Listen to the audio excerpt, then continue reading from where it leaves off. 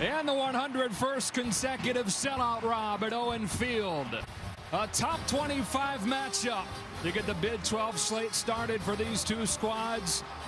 Oklahoma takes the field, ranked number 15 in the country, ready to take on 23rd ranked West Virginia. This should be a lot of fun. What a way to get this college football Saturday started. We say welcome inside. Joe Davis with Brady Quinn. Chris Budden joins us in just a moment. Oklahoma started this season with its lowest preseason ranking in 15 years. Nobody, it seemed like, was really talking about West Virginia, but we're through with a month, and here we move into October, and it seems like these two teams moving forward trying to make a case to join the elite in this conference. Yeah, Joe, a lot of people thought coming into this season this was a top-heavy conference with TCU and Baylor clearly being the favorites, but not the case at this point in the season. 5 teams for the Big 12 in the top 25, and today's game will help clear up that picture a bit in the Big 12. Kind of separation Saturday a little bit with the games we have across this conference. Lincoln Riley comes in as the offensive coordinator here at Oklahoma, installs this wide open offense. Baker Mayfield running quarterback in that offense. He's been good so far, but facing today what is statistically so far the nation's #1 defense. Yeah, and an incredibly tough secondary for West Virginia, and you better believe Baker Mayfield's going to be tested today. He's going to see a lot of pressure. This game will come down to how well Baker Mayfield handles the pressure from West Virginia. Yeah, I think they're ready to go inside here. And what do you think? You think the teams are ready to go as well? This is about an hour ago. I love to see this. Teams getting together before they even get this game going. We've got opening kickoff between number 15 Oklahoma and number 23 West Virginia on the other side of this break.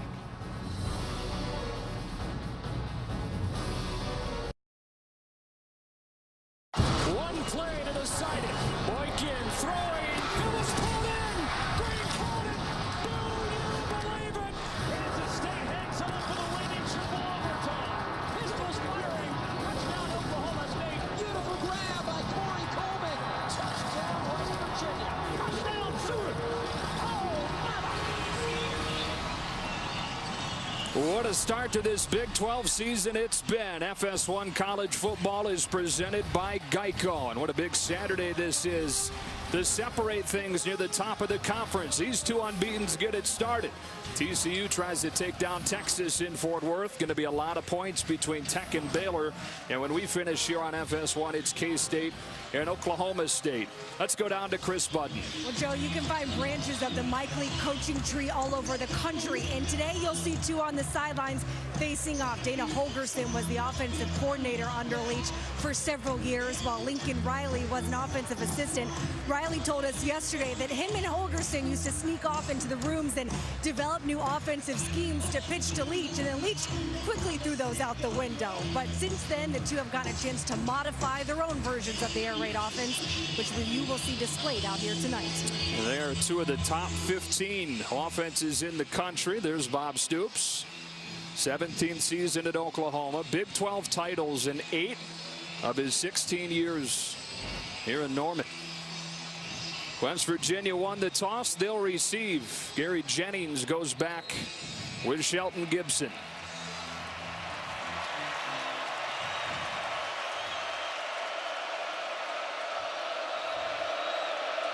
Top 25 matchup to start October. Off we go in Norman. And Hodgson drills it out of the back of the end zone. West Virginia will start at the 25-yard line. Brady, what are we watching for? Well, it starts with the quarterback, Skyler Howard. He's been one of the most efficient quarterbacks this season. He's taking care of the football. And one of the guys he's going to be looking to make those explosive plays is going to be Shelton Gibson on the outside. He is absolutely a terror once he gets the ball in his hands. You know, one of the common misconceptions about this West Virginia offense, because like Chris said, it comes from the Mike Leach tree, is that they're all throwing the ball, but this is a 60% run offense. But Howard has Wendell Smallwood behind him to get us started.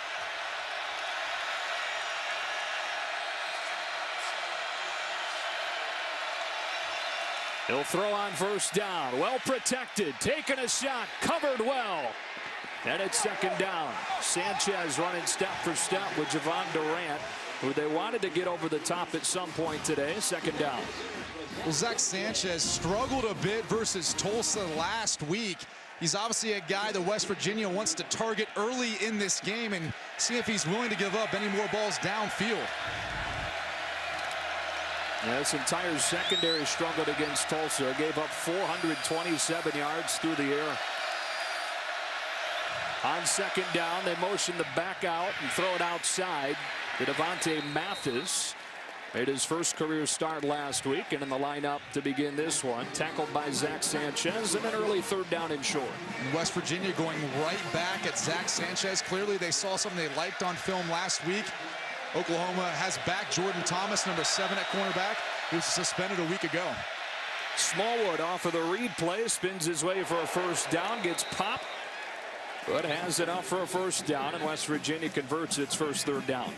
There's quite a hit there. It was quite a hit. I think it was Jordan Evans bringing the hammer, but that's what makes Wendell Smallwood so effective in the running game for West Virginia, is really the yards after the first contact. He keeps those legs moving. First down today for West Virginia. They set a school record with 37 first downs in the win against Maryland last week. Pressure coming on first down, and the throw sails over Mathis. It'll be second down and 10 for Skyler Howard in this offense. He's one of the nation's most efficient passers. He threw his first career interception last week. Yeah, he's really taken care of the football so far this season, besides the interception last week versus Maryland. And then that's going to be one of the keys for today, because defensive coordinator Mike Stoops is going to bring more pressure, just like you saw the last play. So taking care of the ball on the roll is pivotal. They're making a change at the line of scrimmage for the second play in a row. On second down, it's Smallwood, shut down by Eric Striker. The two-time All-Big 12 outside linebacker pulls him down for a loss. This is one of the guys to focus on, number 19, Eric Striker. He's an outside linebacker coming off the edge, and what makes him so special is his ability to run down plays from the backside. He's got a lot of speed and a lot of ability. And a lot of swag. You talk about confidence.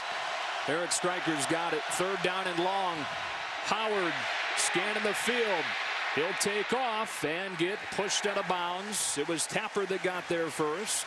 Then Eric Striker ushered him to the sideline, and it's fourth down. Skyler Howard's been effective getting outside the pocket and being able to make plays with his feet, but clearly Oklahoma's seen that through the first 3 weeks of the season. And that's something they're going to key in on today and not allow Howard to hurt them at all with his legs on third down. Sterling Shepard back to return this punt from Nick O'Toole. They faked one last week against Maryland, and O'Toole ran it for a first down. Shepard signals for the fair catch, and Oklahoma will start at the 16-yard line. On the other side of this break, with Baker Mayfield, who's off to such a good start in an Oklahoma uniform. What a story he is. We'll dive into that as this game rolls on. Back to Norman in a moment.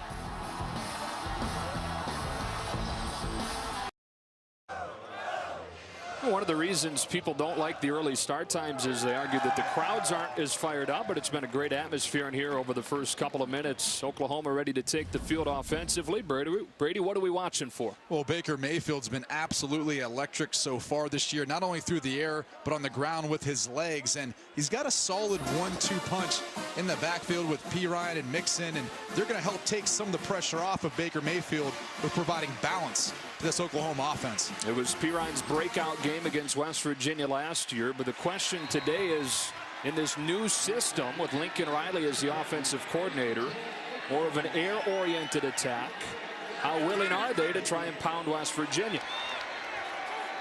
Drive begins from the 17 with a Perine run. He gets outside and gets blocks on the edge to turn the corner for 9.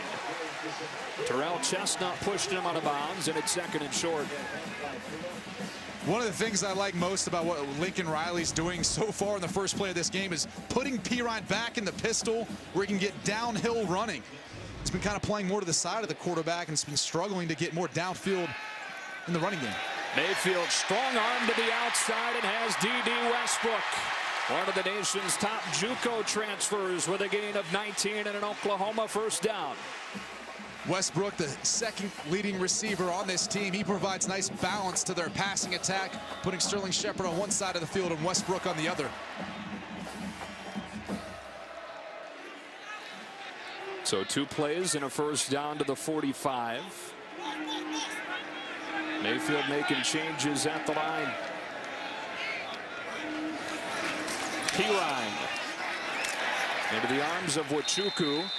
Part of this West Virginia defense, and granted it's only 3 games and the competition's not been good, but this defense, #1 in the country under Tony Gibson in forcing turnovers, #1 in the country in points per game. Well, that's what happens when you apply pressure, and that's what defensive coordinator Tony Gibson likes to do. He brings a lot of pressure and a variety of looks as well. He's showing pressure here. And bringing it. Got rid of it. Deep ball laid out there. Too far in front of Jarvis Baxter against KJ Dillon. And it's 3rd down and 9. Well, we talked about it coming into the game. There's all these guys up around the line of scrimmage. They're going to be bringing the heat on Baker Mayfield. And he told me, look, that gives me the opportunity for one-on-one matchups and big plays on the outside. But you got to convert. A little too much on that football. And one of the reasons, Brady, West Virginia can bring the pressure is because they're as good as they are in the back end. Very experienced back end and secondary, and you have playmakers like Carl Joseph. That helps out a ton. On 3rd down and 9, they bring only 4. Mayfield took his eyes down early and thrown down back at the 40-yard line by Darian Howard. And 4th down coming up, so this West Virginia defense stands tall on the first possession. Well, we saw an all-out blitz on the last play. Now West Virginia only rushes 4, and Darian Howard's able to find his way to the quarterback, his 2nd sack of the season. It's a very athletic group they have for West Virginia up front. They mix them all in. Is that a design draw, or did he just take his eyes down early? Looks like he took his eyes down early. Yeah. Dillon back to return this punt. It's a good one. And he's swallowed up at the 5. Eric Stryker getting it done on special teams as well. Both defenses forcing a punt on the opposition's first possession. So we get things going in Norman. What better place to start the college football Saturday? No score in this top 25 matchup early on.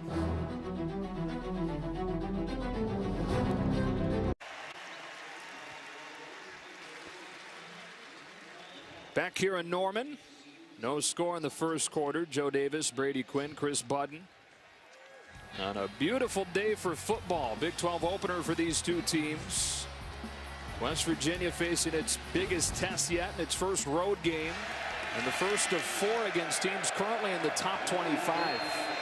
Oklahoma tries to start 4-0 on what they hope is a bounce back year after that disappointing 8-5 season last year. Backed into their own end. West Virginia gets it going with a Howard run.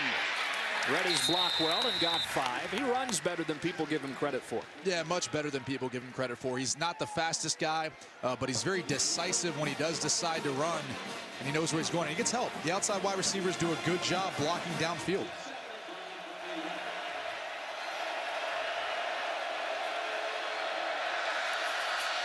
On 2nd down, a wide open man, Shelton Gibson for a 1st down. Gibson putting together a breakout season as his first catch today. Yeah, and he had big shoes to fill with the loss of Kevin White, obviously 1st-round pick to the Chicago Bears. Again, Gibson's really stepped up.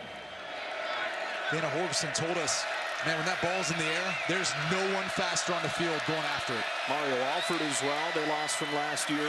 Here's Shell.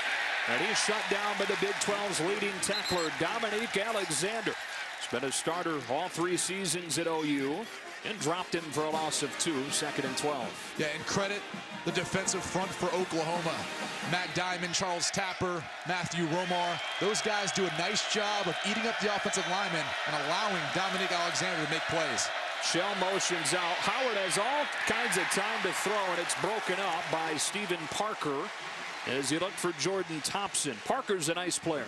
And he's really the guy that allows Mike Stoops to be versatile in his defense. He can cover extremely well in the secondary, but he also comes up to stop the run well. They love this guy and what he brings to this defense. Let's see what they bring on 3rd down and 12. Only a 3-man rush, so Howard with time to scan the field. Over the middle, Gibson came open, but he shot it too tall, and it's 4th down. It's a wide open man. Yeah, he had an open man. And Skylar Howard, something he's done so well this year is working through his progressions, taking what the defense gives him. In this case, just got a little bit out of rhythm and threw the ball a little too high. Gibson can usually bring in those high balls, but not quite that high. Yeah. Second punt already for O'Toole. Sterling Shepard waits back on a line drive that should give him a chance. Shepard from the 17. Turns the corner, takes it across the 25. It was a 55-yard punt for O'Toole, one of the best in the Big 12 this season. You know, Oklahoma's got those nice unis on today, some of the progression of those uniforms through its storied history. FS1 college football is presented by Geico. Oklahoma is ready to take the field for its second possession here in year one under Lincoln Riley, a 32-year-old offensive coordinator who's installed his system here. And boy, was he impressive coming from East Carolina, excuse me. 5 seasons there, 50 team and individual records. One of the top passing offenses in all of college football during his tenure there. They're coming off a game where they had 773 yards against Tulsa. It was the most at Oklahoma in 27 years. On first down, he looks to throw. Taking a deep shot. Micaiah Quick with his first catch of the season. He's the guy that emerged last year, but has gone the first 3 games without a reception until now for 32. They were working on number 9, KJ Dillon for West Virginia. Very similar to Stephen Parker for Oklahoma. This guy makes the West Virginia defense work. He's very versatile in pass coverage and stopping the run, but got beat there. First down from the 40. Fake the P-Ryan. They pump short. And zip back shoulder for Quick again. He's got it. First down inside the 20. And Oklahoma will hurry to the line, assuming that West Virginia, they want to take a look at this. As it stands, 23 yards. This is all Baker Mayfield anticipating the hole in the zone coverage. Chestnut just can't get there in time.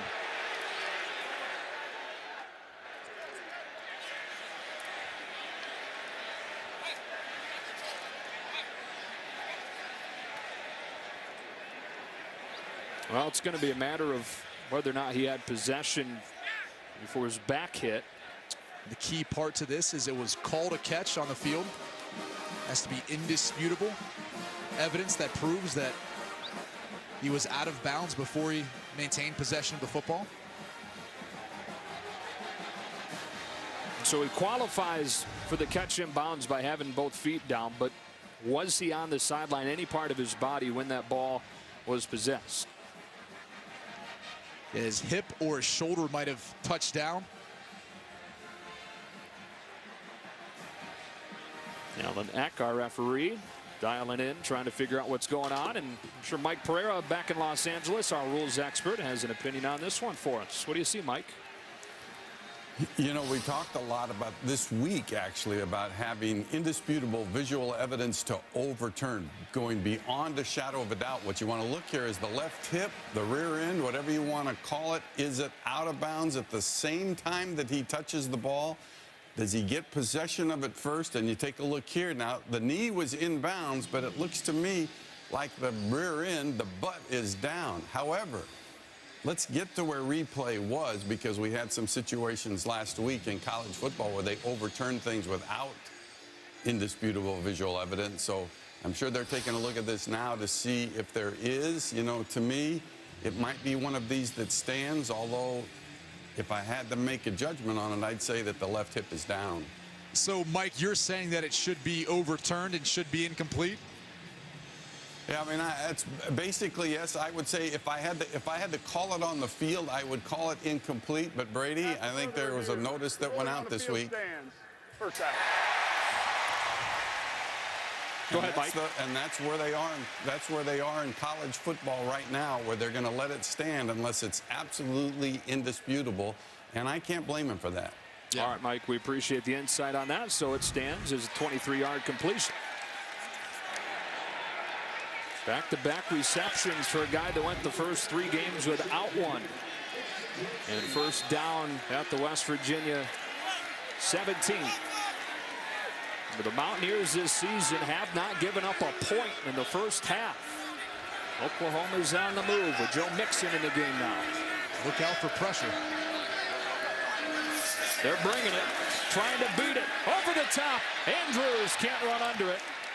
Covered by Carl Joseph, but Mark Andrews, a guy you think has a chance to have a big day. Yeah, I think his matchup and his size over most of the secondary defenders for West Virginia proves to be a bit of an advantage, but again, not quite as experienced as the secondary he's going up against. One of the nation's most experienced groups in the back end for West Virginia. Mixon motions out. Mayfield looks his way. Over the middle. There he is. It's Andrews for the Oklahoma touchdown from 17.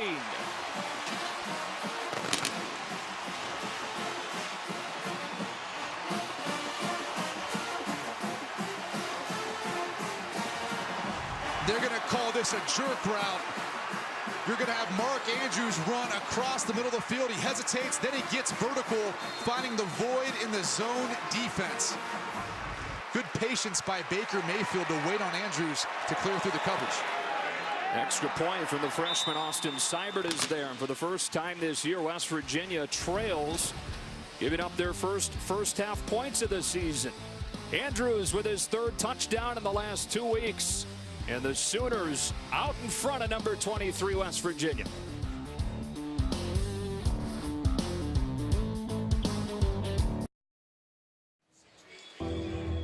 Five Heisman winners here at Oklahoma. This place loaded with history. A ton of history. Most recently, Sam Bradford, buddy of mine, quarterback in the Philadelphia Eagles. You know, he's one of those prolific quarterbacks here at Oklahoma, along with Jason White. Josh Heupel was second in the Heisman running during that national championship year. But Baker Mayfield, boy, he brings a whole different element, you know, to this Sooner offense with the way he's able to pass, but also affect teams with his legs. They move quickly there, moving the length of the field in 4 plays for the game's first score. Nick Hodgson, how about those locks? That's where his strength comes from. Second in the country in touchback percentage. Don't ever cut him off, Nick.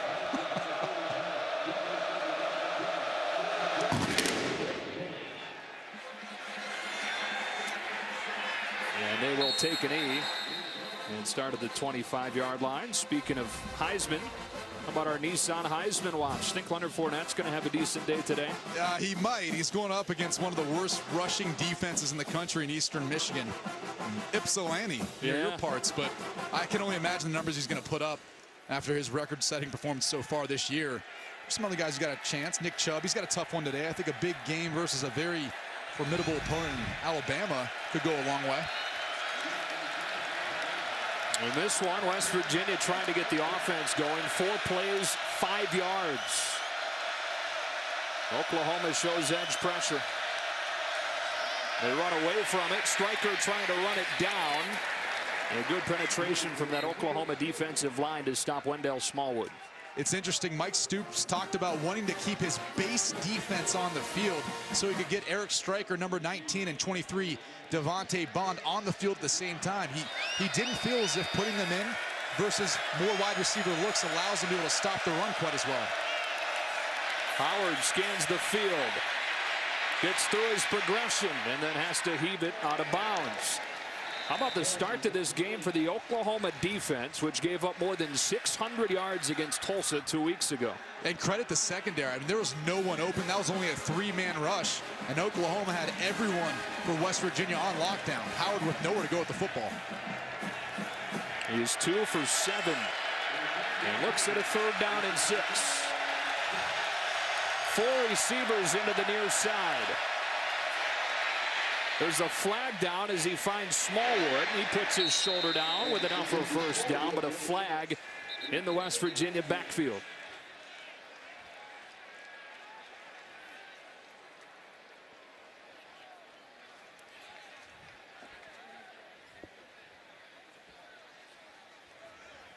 Personal foul, hands to the face, number 92, defense. 15-yard penalty enforced from the end of the run, and an automatic 1st down. Matthew Romar gets called. The drive extends for West Virginia. Oklahoma trying to bring a variety of looks. Romar over the center. You can see he puts his hands up in the face of number 65, Tyler Orlowski. pass up in the neck, huh? Yeah, but that would have been a first down anyways. They just get the additional yardage. It's saying a 7-yard gain or so to get the first down. Doing his best Jonathan Papelbon impression. Into Oklahoma territory. It's Shell, who they thought did a nice job of responding to a challenge last week against Maryland. Consistency, always the thing with him. Finally ran hard last week. Yeah, had a good week last week. 15 carries, 77 yards, and 1 touchdown. He's effective out of the backfield as well. A couple catches for 33 yards. They've got a nice 1-2 punch here for West Virginia, just like Oklahoma does.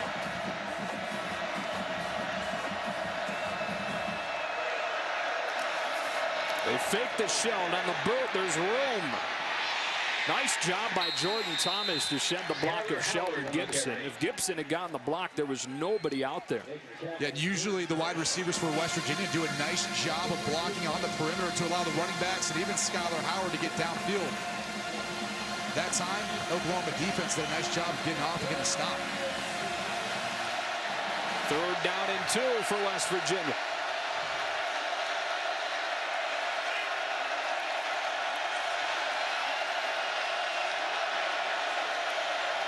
Shell straight ahead for a first down.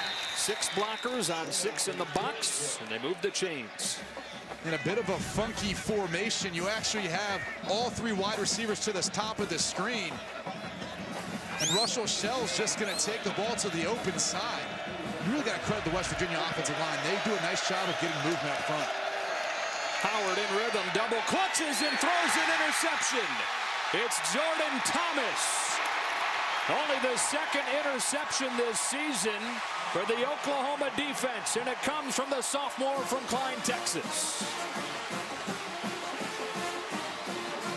One of the hardest things to see as a quarterback is the backside coverage following into this play, and Jordan Thomas is just going to read the Skyler Howard's eyes and fall right back into this interception. As Howard double clutches, you can tell he knew it was going to be a tight window. He just never saw Jordan Thomas falling back into the throw to shorts. And turnover margin has been the biggest story this season for West Virginia. They enter this game #1 in the country in that category. That is only the 3rd takeaway for the Sooners. See if they take a shot off of the takeaway. Instead, they pound away with Pirine, who's hit in the backfield and dropped. Eric Kinsey, senior defensive end, with a tackle for a loss of 1. Kinsey out of Miami, Florida. One of those guys that they go down to Florida and get. West Virginia does a nice job recruiting in Florida, Ohio, Pennsylvania, New Jersey. It's definitely a contrast to the rest of the Big 12 schools being mostly in the state of Texas.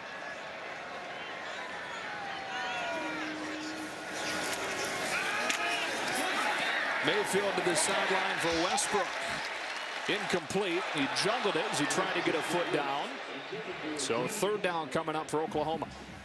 Well, number 11, D.D. Westbrook, has a lot of shake to him. He's working against West Virginia's best corner in Darrell Worley, but leaves him in the dust. Just can't get the ball with possession in time to get his feet in bounds.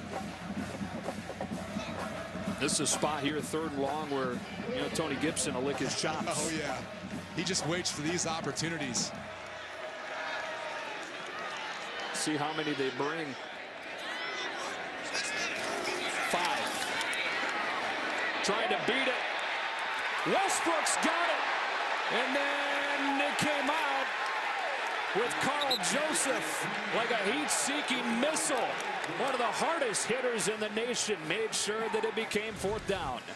What makes Joseph so special is his ability to break on the football and get sideline to sideline. And then you see the physicality. Do you think another wide receiver from Oklahoma wants to try to stretch the field like that again? They know Carl Joseph is coming. And he just barely got the job done under the head or neck area, which would have been targeting. He would have been thrown out of the game. One from Seibert. Back in Jennings, up inside the 5. Broke the cardinal rule there. Caught that ball that was probably headed into the end zone. Time for a Lowe's game break. Let's check in with Jenny Taft. Joe, thanks. Number 4 TCU hosting Texas, and this could be another long day for the Longhorns. Already 9-0 TCU. Heisman hopeful Javon Boykin finds Josh Dotson for the 15-yard touchdown pass. Artie Boykin's second TD pass of the day, and the Horned Frogs rolling early, 16-0 in the first quarter. Joe Brady, back to you. And overcoming all those injuries, shutting Texas out in the early going. Yeah, a lot of injuries on defense. Then last week we saw firsthand a lot of injuries on offense, in particular to the wide receiver position. Boykin just putting that team on his back right now. So West Virginia, which is averaging 43 points per game coming into this one, top 15 in the country, trying to get it going. Out of a bigger set, Russell Shell behind Elijah Wellman for a gain of 4. Everyone wants to talk about Dana Holgorsen being a spread guy. Look at the power I formation. They've got Cody Clay and Elijah Wellman in the backfield. And they help pave the way with that offensive line. Get some push up front. It's nothing but power football. That's not the spread. Yeah. Old school that time. Here's a boot from Howard. He'll take a shot. It's a deep ball and it's incomplete. Wanted Durant again. And a couple of times Sanchez has remained step for step with Durant. Yeah, he has. It looked like Durant hesitated a bit as he releases upfield on his route. I don't know if he was necessarily using all that speed. Dana Holgorsen told us he's the fastest guy by far on the team. Now, Shelton Gibson would like to argue otherwise, but he said when we time our 40s, it's by far and away Javon Durant. Oklahoma with a chance to win the field possession battle. 3rd down and 6. And from the 14 against pressure. Howard in trouble, and he threw it away, but they'll mark him down. Stephen Parker out of the secondary came on the blitz and forced 4th down.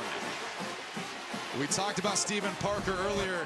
He does a lot of different things on this defense. He's going to chase down Skylar Howard from the backside. No one for West Virginia was able to get to him in protection. Could just tried, but can't quite get there. And Howard wisely gets rid of the football. But they will say that he was down before he did. And so they'll have to punt out of their own end zone. Holy cow, that ball is drilled. Shepard back to the 32. Shepard with some room. Shepard with a cut.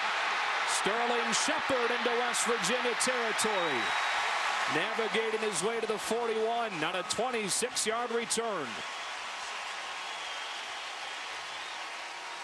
Our college football doubleheader continues next here on FS1. K-State taking on 20th ranked Oklahoma State in Stillwater, with the Cowboys trying to stay undefeated. Both those teams looking to stay undefeated. Then tonight on Fox, Arizona State and UCLA, number 7 in the country. We saw them a couple of times over the first few weeks of this season. They've been able, despite a few key injuries, to remain unbeaten. Yeah, particularly because of that running game. Paul Perkins and Nate Starks, Soso Jamabo, all those guys in the backfield really helping out the freshman quarterback Josh Rosen. Great field position for Oklahoma after that 25-yard return from Sterling Shepard. Daniel Brooks in the game at running back. He's in pass protection. Mayfield time to throw. Now he'll take off. He's dangerous, improvising. And has a solid first down game. They spot him right at the sticks as he shows some of that scrambling ability. He might have had a shot at Sterling Shepard. He kind of settles in the zone coverage. Mayfield doesn't like it, and this is where he's dangerous. He adds that different element to this Oklahoma offense that some of the most prolific quarterbacks here haven't necessarily had in recent history. There are flags down in the defensive backfield.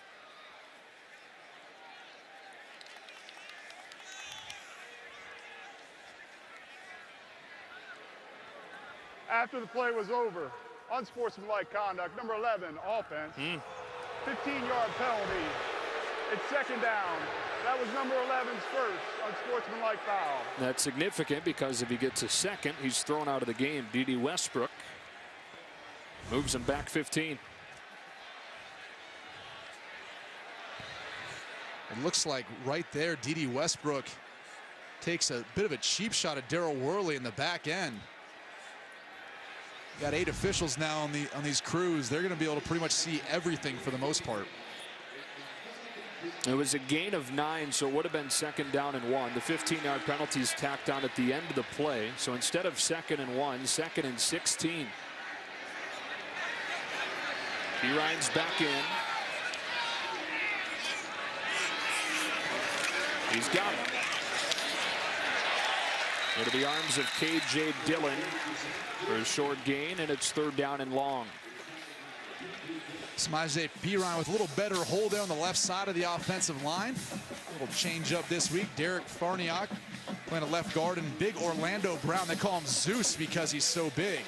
6'8", 342 pounds. They get a lot of push on that left side of the line. If you're Tony Gibson, you might want to be leery of bringing too much pressure. The secondary has gotten beat a few times now for West Virginia. Here's some pre-play movement. Joe Mixon next to Mayfield on 3rd down and 12. They rush only 3. Scanning through 8 in coverage. Mayfield taken off. And he gets nowhere close to the 1st down. Muldrow popped the ball out of his hands, but out of bounds. And that penalty, when it would have been 2nd down and 1, makes the difference on this drive. Yeah, that really hurt him, but you got to credit West Virginia. Dropping 8 into coverage, really nowhere to go. They call this 3 cloud because they keep Chestnut over in the curl flat area. They're going to put Askew Henry over top. That's what they call a cloud, and it really just muddies up the zone coverage, and it is able to cover down a lot of the wide receivers releasing downfield for Oklahoma. K.J. Dillon back to return this punt from Austin Seibert, who is the only true freshman in the country that handles place kicking and punting duties. Been really good at both so far. This one not as good, angled out of bounds. And the officials coming together to get the spot at the 14-yard line. Well, huddle up with college football experts in live web chats all season long with a new guest every week. It's the Edward Jones College Football Huddle on FoxSports.com. So West Virginia's offense back out here. They were averaging more than 40 points per game, but against competition not close to what they're facing today. Yes, 74-0 in the first 3 games. In the first half, scoring against their opponents. So far, they're the ones with the goose egg on the scoreboard right now. They need to get some momentum, or at least a couple first downs to change the field position. And a big hold on 1st down for Smallwood, but a flag down.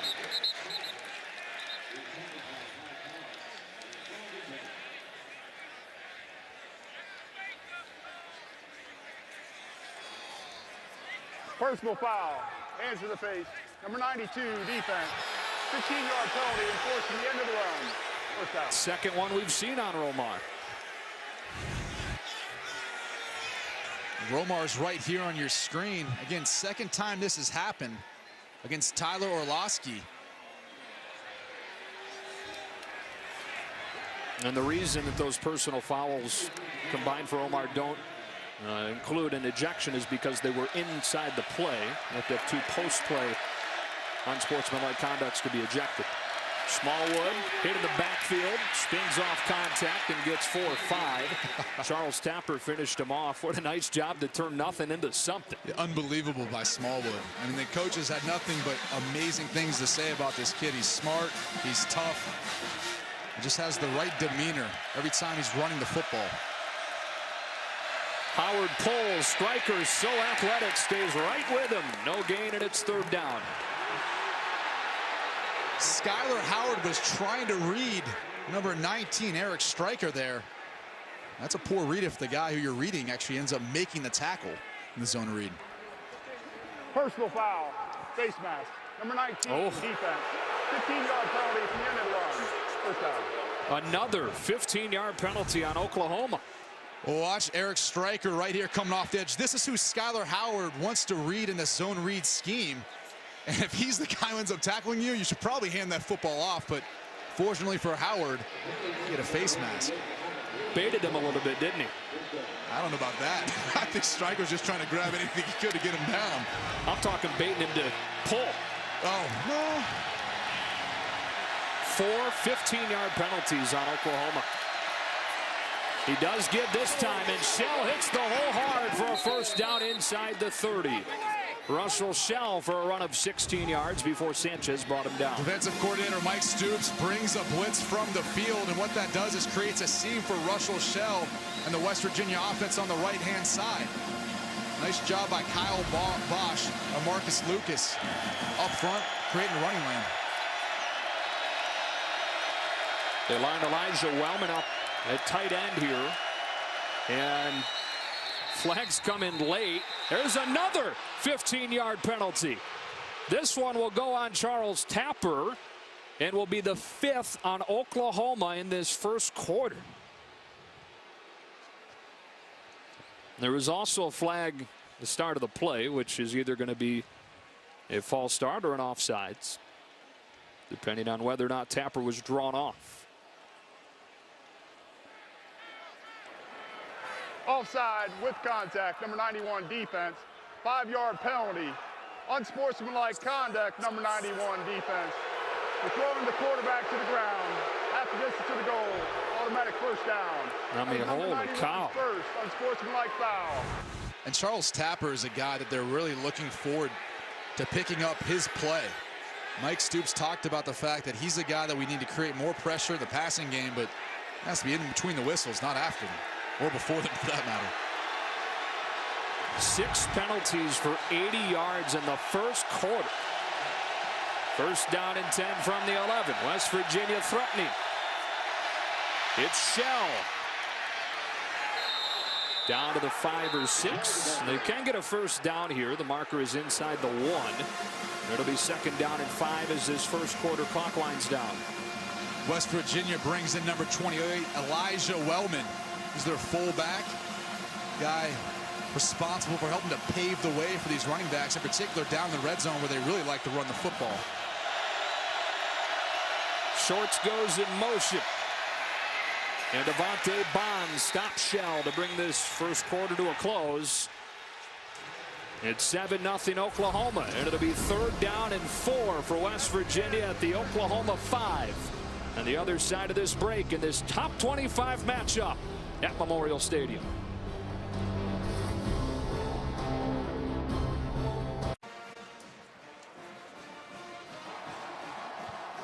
The Boz is headed into the College Football Hall of Fame and was honored between quarters in front of this sellout crowd.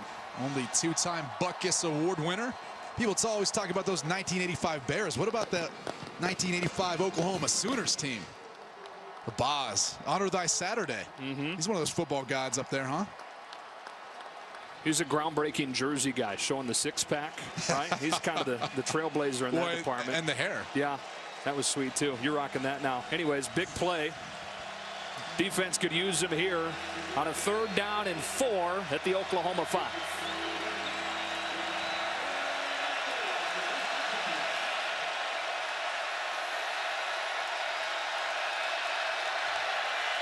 Downhill, Shell behind Wellman. He's in. Touchdown, West Virginia. As they go downhill with Shell behind the fullback. Old style football right there for the Mountaineers. Old style, and it starts up front with the offensive line for West Virginia. Then also number 28, Elijah Wellman, following in the footsteps of one of the West Virginia fullback greats, Owen Schmidt, helped paving the way for Russell Shell to elevate and get over the top. For his third touchdown of the season. And Josh Lambert on to try and even the issue at 7. It's a play call of a team confident in its offensive line. Third down and 4 at the 5, and they go right straight ahead. They've played well this season. Yeah. You got to give the offensive line for West Virginia credit. Lambert ties it at 7. Russell Shell, the Pitt transfer in his second season at West Virginia. Coaching staff challenged him a couple of weeks ago, said be more consistent, run hard, use that power, physical running game, and he did to reach pay dirt and tie the score.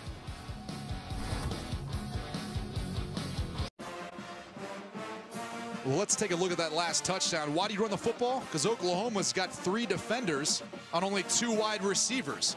So we're going to go ahead and run the football with Elijah Wellman clearing the way for Russell Shell to get in the end zone. We talked about it. Wellman following the footsteps of cult legend Owen Schmidt. That was an absolute animal for West Virginia during his time. And Wellman's got nice hands out of the backfield. Really a solid fullback option for West Virginia. It's a guy that Wellman has said that he idolizes. Line drive kick off of the hands of Ross, and he will take a knee. And speaking of Owen Schmidt, he was a little bit out of his mind, wasn't he? In the best way. Yeah, this is part of his, I don't know if that's a warm-up routine or a celebration, but you just see the tenacity, and that's what it takes to be a fullback in college football. It's about toughness. I don't know if you use your helmet in that way, but you definitely got to use it to help pave the way for your running backs. Targeting on himself.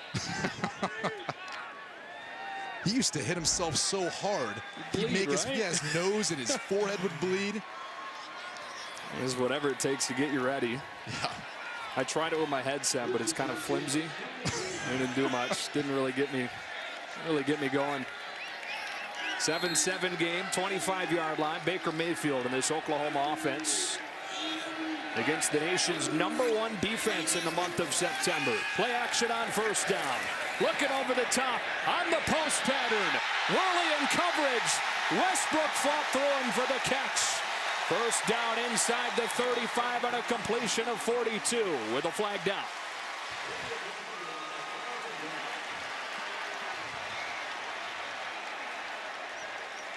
Credit Baker Mayfield having the patience to turn down one open wide receiver to go to another coming on the backside and D.D. Westbrook.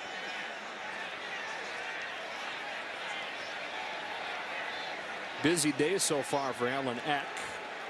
Pass interference, defense. The penalty is declined. The play resulted in a first down.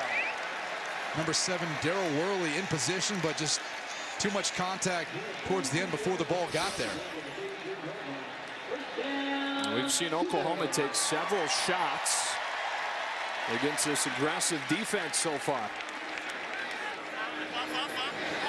From the 33, Mayfield with a straight drop this time. Underneath it's Pirine, and he's pulled down by Jared Barber, who's back after missing all of last season with a knee injury. 42 and white. Kind of an old school inside backer for Tony Gibson's defense. Yeah, number 42, Jared Barber, and number 35, Nick Kwiatkowski. Both two old school guys who really like stopping the run. Fake to Pirine. Another downfield shot, and this one's incomplete. Chestnut covered Duron Neal and made it third down. Neal didn't leave too much room for Mayfield on the sideline. There's a small window really be able to hit him up the sideline. Chestnut and tight coverage. 3rd and 5. This is the area of the field where sometimes defensive coordinator Tony Gibson likes to bring all-out pressures and blitzes and put it on the secondary to get the stop. It would be a 45-yard field goal from here, which would be Austin Seibert's career long.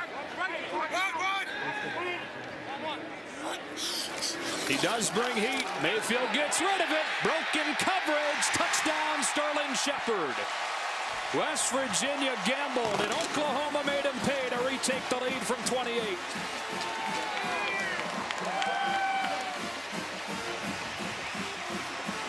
And really credit the offensive line, in particular center Ty Darlington. He's the one making all the calls, figuring everything out to make sure they have one side of the blitz picked up. And Mayfield does his job, hangs in there tough, takes a little pop after the play, but finds Sterling Shepard downfield. Joe, it's tough to keep your eyes downfield when you know you got a free guy coming. Extra point added as Sterling Shepard finds the end zone for the 3rd time this season. Heroic performance from him a couple of weeks ago in Knoxville, an overtime win against Tennessee, and he's got a touchdown in this one. This top 25 showdown in Norman.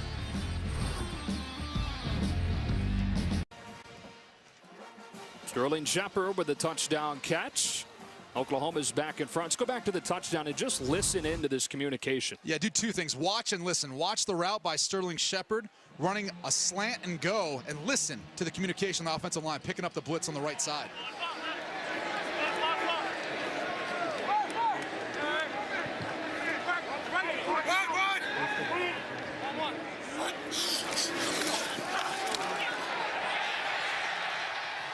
That's how you beat the blitz, right there. Communication, everyone being on the same page up front, and then a quarterback who has the guts to stand in there, keep his eyes downfield, make the big play.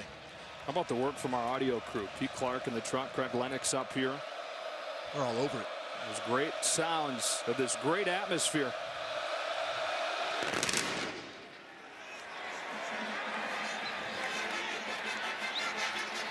It's Gibson.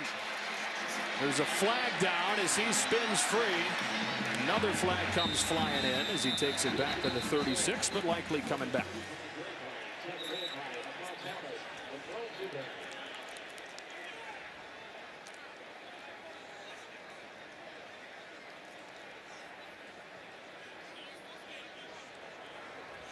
During the return, holding, number 30, receiving team. 10-yard penalty for spot foul. First down. So they move him back. Let's check in with Jenny for a game break. Joe, thanks. Number 2, Michigan State hosting Purdue. R.J. Shelton finds some room to take it in for the 23-yard touchdown for the Spartans. Michigan State has won the last 6 meetings between the two teams, and they're off to a good start, up 21-0 in the second quarter. Joe Brady, back to you guys. Not many challenges for Michigan State until that big matchup versus Ohio State coming up in a few weeks. West Virginia's had to deal with poor field position much of this first half. More than half of their last drive was off of Oklahoma penalties. Wendell Smallwood gets chopped down by Stephen Parker, who already has a sack to his credit today. Gain of 1, 2nd and 9. When you have that fly motion, they call it, coming across the formation, it's hard for a player like Parker to discern whether or not it's a run, a pass, and who's getting the football. Nice job by Parker identifying quickly who had the ball and making the tackle. Here comes Stryker. He gets the sack with a flag down that'll likely be holding on the left tackle, Yadni Kajust. Holding, number 55, offense. The penalty is declined. It's third down. Number 55, Yadni Kajust, has struggled a bit this year, in particular in pass protection. Eric Stryker, one of the better rush outside linebackers coming off the edge, was able to get low down around the edge and get to Howard. They decline the holding call and make it 3rd and 21 in front of the student section. And this is where really the Oklahoma defense likes to set Eric Stryker loose and get after the passer. Play coverage on the back end.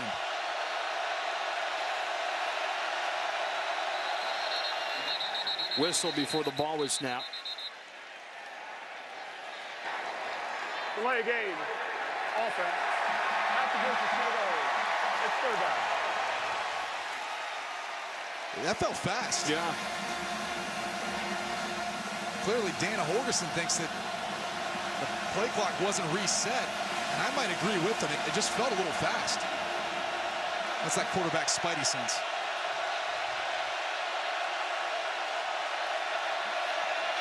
Smallwood will get a few and at least give him breathing room to punt.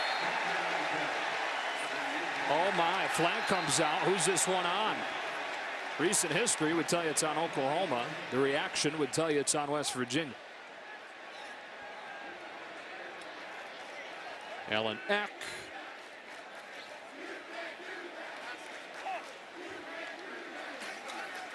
And West Virginia's offense walking off of the field. This is going to be on the Mountaineers.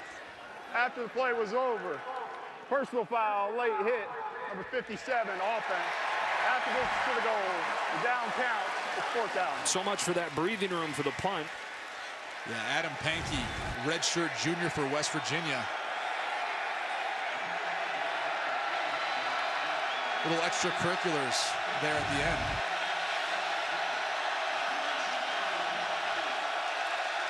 O'Toole to punt it out of his own end zone. They'll set up the return. And that one goes into the first row. Where will they spot it?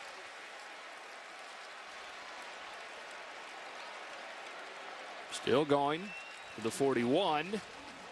It is only a 37-yard punt. Oklahoma with fantastic starting field position here. Already up 14-7. Took advantage of great field position the last time.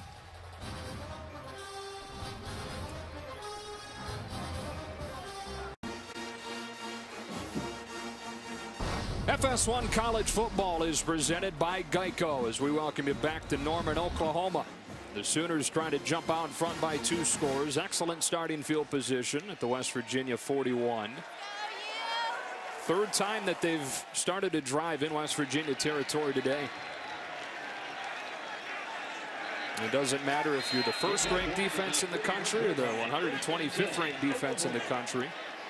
Not going to be easy when you're backed into your own end like this. Flag comes in as Pirine gets shut down for a loss. KJ Dillon was the first one there. Holding, number 36. Offense, 10-yard penalty. Replay, first down. 7 penalties for 85 yards on OU. Yeah, Nick Kwiatkowski comes off the edge. And Oklahoma really didn't have anything else to do. Kwiatkowski would have blown up that play in the backfield. Their leading tackler for the 3rd straight season. Oklahoma has scored a touchdown on more than half of its possessions since that big 4th quarter against Tennessee after a slow start to that one in Knoxville. Been clicking since. Only 3-man rush. So Mayfield with time to scramble and run it out of bounds past the 50 and a short gain, and it's 2nd and long. Carl Joseph there to angle him out. Let's get a little chippy out there. Number 9, KJ Dillon.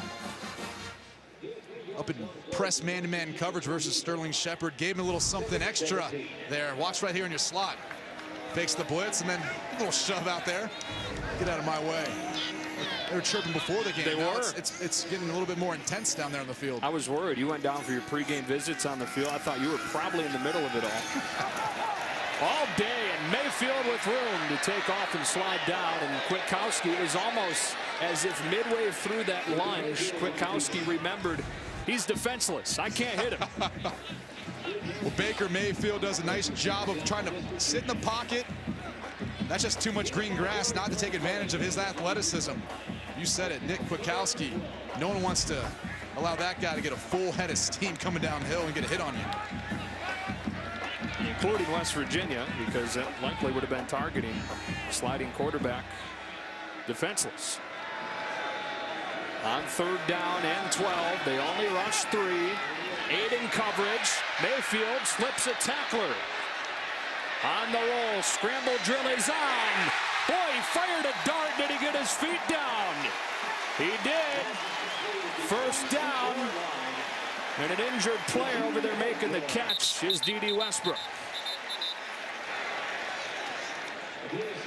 Well, you can only buy so much time in the pocket before you got to flush out and make a play, and that's what Baker Mayfield does best. He sits patient in the pocket. No one's open, feels the pressure, somehow slips out of these tackles. He's done this all year long. Keeps his eyes downfield and hits Westbrook for the first down. It was Richuku that had a chance at him, couldn't bring him down before they snap it. Pass is under review. They'll check on it. What a play by Mayfield. And you hope Westbrook is okay. Mayfield going to his left, so tough, but gets his shoulders around and delivers an accurate football. And that appears as if his foot's in bounds. That's a catch in the NFL. Yeah. So he got 2 down. Darrell earlier on the coverage. Can't quite get there in time. It's so tough for that secondary with a quarterback like Baker Mayfield. You got to cover forever because he's so good at scrambling around and buying time with his feet.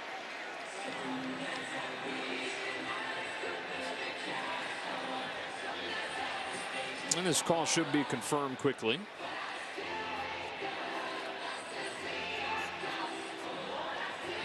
Maintains possession of the football as he comes down. That right toe, see if it is able to stay within the green. You know what? The more I look looks at like it hits the little bit of the white there. Yeah. But is the left foot down first? Left toe, I think, hits before the right. Which would make it a catch. Yep. If he has possession when the left foot hits. After further review, the ruling on the field is confirmed. Okay. Completed pass. We got there. Eventually. Yeah. These guys got their work cut out for them today. Yeah. All these penalties and close calls. 10 penalties combined. Baker Mayfield continues to show off on the move. That's what makes him so tough to defend. It's when things break down. That's where the brilliance of Baker Mayfield comes into play, and this Oklahoma Sooners offense has really benefited from it early on this season. Daniel Brooks was late getting in the game at running back. 10 men up within 5 yards of the line of scrimmage. Brooks motions out. Mayfield feels the pressure. Good feel in the pocket. And he throws it away with that pocket breaking down. Credit number 93, Kyle Rose, busting through the line of scrimmage early with matched up with left guard Derek Ferniak. Penetrated early, forced Baker Mayfield to get outside the pocket, and the rest of the cavalry joined in.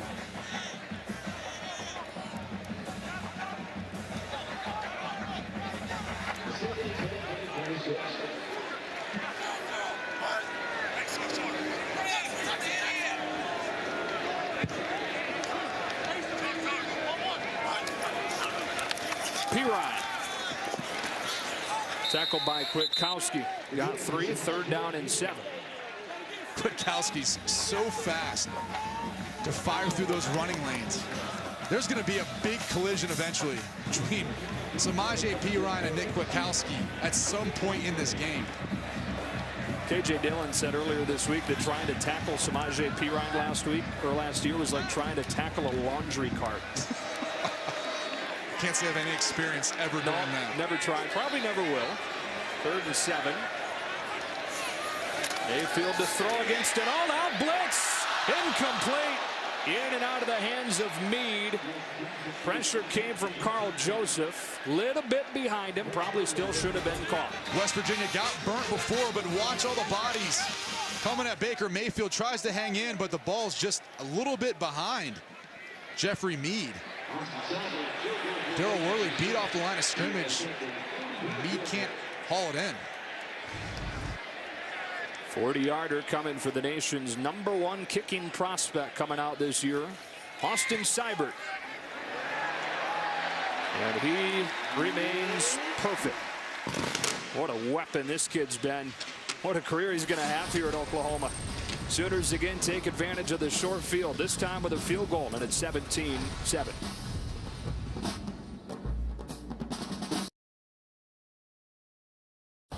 Coming up on the State Farm halftime, we highlight Texas's continuing woes with #4 TCU. Highlights from the 4 ranked Big Ten teams in early action, and we look ahead to our next FS1 game. 2 more unbeatens on the docket, K-State and Oklahoma State. Joe Brady, see you at the break. Separation Saturday in the Big 12. You and I try to work the pocket square game, but Rob always one-ups us with those tie bars. That sets the whole thing off. I haven't necessarily ascended to the tie bar yet. Right, we'll get there. I think Joel Klatt uses a tie bar. Probably. It's the #1 analyst. That's who gets to use the tie bar, I think. Joel is in the studio today, and he's going to the Rose Bowl later today to call that Arizona State UCLA game on Fox.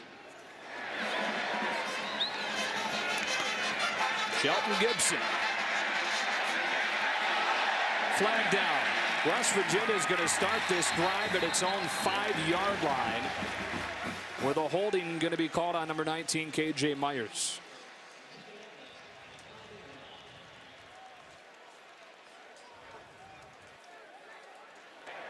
During the return, holding, number 19, receiving team. Half the distance to the goal from the spot of the foul. First down, West Virginia. These Mountaineers facing their biggest test yet. It's their first road game, and as the standings, or as the polls are right now, this is the first of 4 straight against the top 25 this month. Yeah, if you can win today, in the next 3 weeks after that, you deserve to be the Big 12 champ, because that is an absolute gauntlet. Went to Waco and Fort Worth versus Baylor and TCU, and Oklahoma State next week. This is the 4th drive that started inside their own 20. Shell, not much there.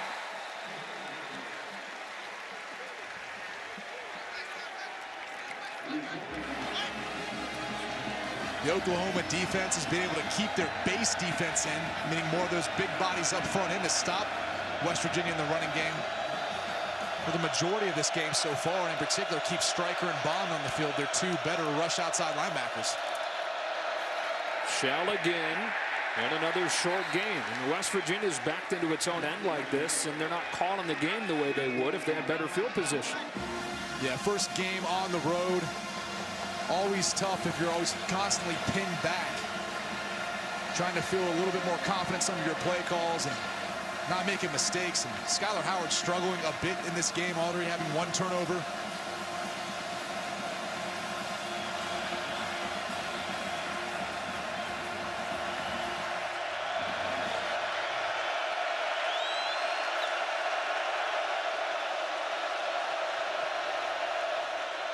Against a four-man rush, Howard finds an open window for a big first down to Devontae Mathis.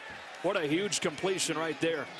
A huge completion, credit the offensive line, but Skyler Howard working through his progression. He's going to look to the left part of the field, then over the middle, and finally comes back to define Devontae Mathis for the big conversion. Shell in no room. Oklahoma run defense has been sharp on this drive. Second down.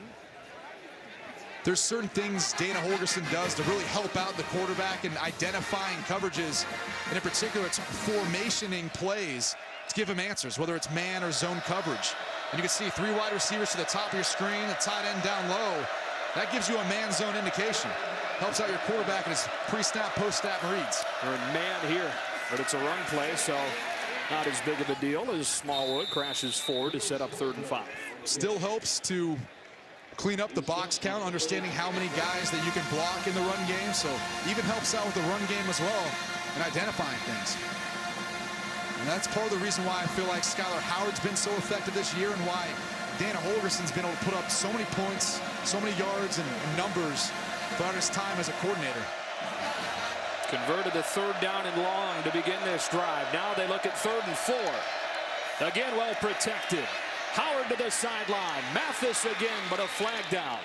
He had a lot of room. Did he push off?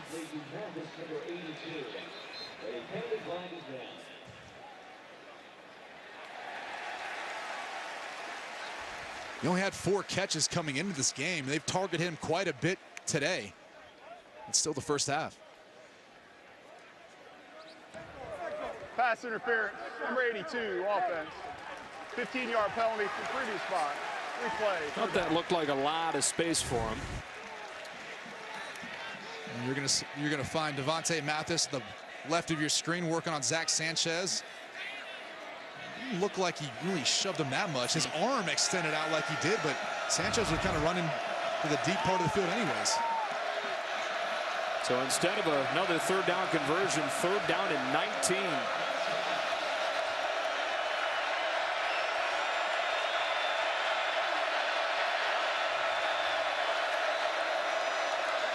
Howard feeling the heat, has an open man. It's Jordan Thompson, who's gotten off to a slow start this season, but waited right at the sticks for a huge pickup of 20. Watch Marcus Lucas on number 23, Devontae Bond. This is what you want to see out of your tackle. Boom, clears one, goes and gets another, and buys enough time for Skyler Howard to be able to convert and find downfield throw. Devontae Bond, who on the 2-deep is behind Eric Stryker, but he's one of the best players on this defense. Yeah, you know, he doesn't have a ton of stats to necessarily make him look like that big of a playmaker, but when you watch him on film, he's constantly pestering quarterbacks and getting into the backfield. He has a much bigger effect on the game than his stats show. 2nd and 12. Oh my goodness. Nothing doing. Jordan Wade was there with Charles Tapper for a loss of 4. And once again, it's 3rd and long. And this is exactly what defensive coordinator Mike Stoops wanted to see out of Charles Tapper, having a bigger effect in the run game and getting after the quarterback. So far, off to a great start. They've twice converted 3rd down on this drive. Howard sets his feet and throws low and incomplete. Had Thompson open, defended by Parker, but couldn't hit him. And finally, the punt team comes out. We just said his name, Charles Tapper, now on the left side of your screen. Working at number 55, Yadni Kajust. It'll slip inside of Pankey, but so far been disruptive. I like that little toy you're using on the telestrator, that blue circle. It's next level stuff. Venturing out a little bit. I see. Takes a nice West Virginia roll inside the 20, and Baker Mayfield in this offense ready to take the field again. He's trying to solve what has been a bit of a revolving door at quarterback over the last few years here in Norman. Remember, Trevor Knight won the job as a redshirt freshman in 2013, but was injured week 2, so Blake Bell came in, started most of the season. Knight had that huge game in the Sugar Bowl win against Alabama and won the job to start 2014, but he got hurt against Baylor. Cody Thomas replaced him. They all battled for the job this fall, but Baker Mayfield, the walk-on transfer, nice fit for this offense, won the job in August. I talked to him before the game, and I said, are you nuts? And he wins a state championship at a 4A Lake Travis in Texas, doesn't get a scholarship, walks on at Texas Tech, and then leaves after being the Big 12 Freshman Offensive Player of the Year. That is Joe Mixon for a short gain on first down. The redshirt freshman from Oakley, California, who's still shaking off some of the rust, had to miss all of last season when he's kicked off of the team for misdemeanor assault charges. I'm talking about Mayfield. I asked him, I said, are you nuts? And then you walk on at Oklahoma after Trevor Knight was the Sugar Bowl MVP. Yeah. He's not scared. He knows how talented he is and what he brings to the table. Second down and 8. Under pressure, stood in and fired it downfield for Baxter, incomplete, third down. Not only did he transfer in here as there's a flag down in the backfield, not only did he transfer in here despite Trevor Knight being here. Personal foul, roughing the passer, number 35, defense. 15-yard penalty and an automatic first down. He transferred in here as a walk-on with nobody knowing he was even coming. It was nuts, but, well, a bang-bang play right there.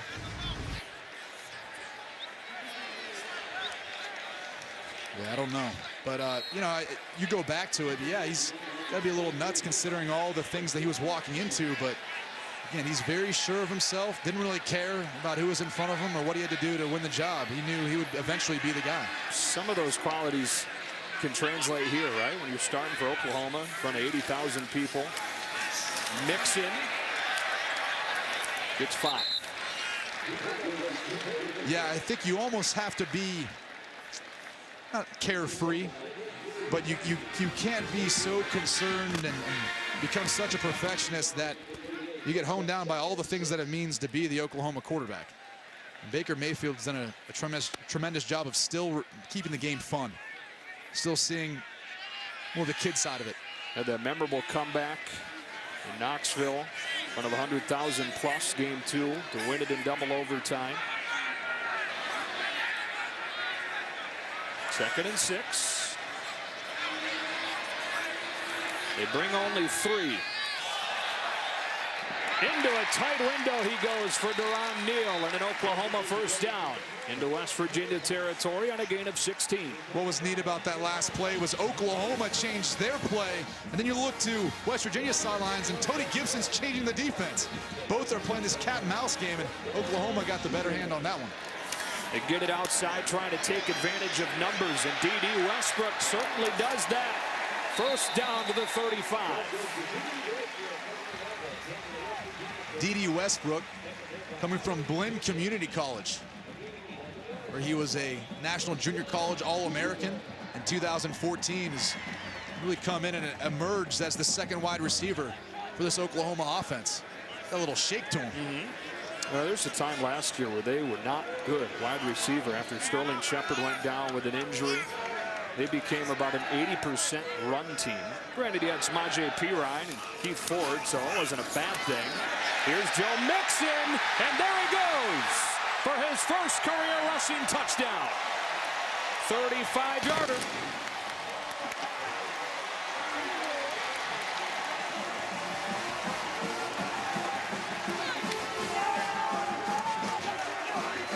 he was the #1 running back coming out of high school in the country.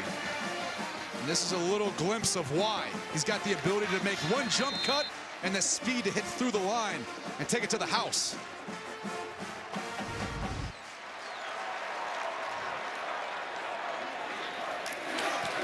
Seibert adds the extra point. And Oklahoma looking for a 4-0 start, and what they hope is a bounce-back year from that 8-5 season last year. Impressive start to this one against number 23 West Virginia. FS1 College Football is presented by Geico, and it's back after this.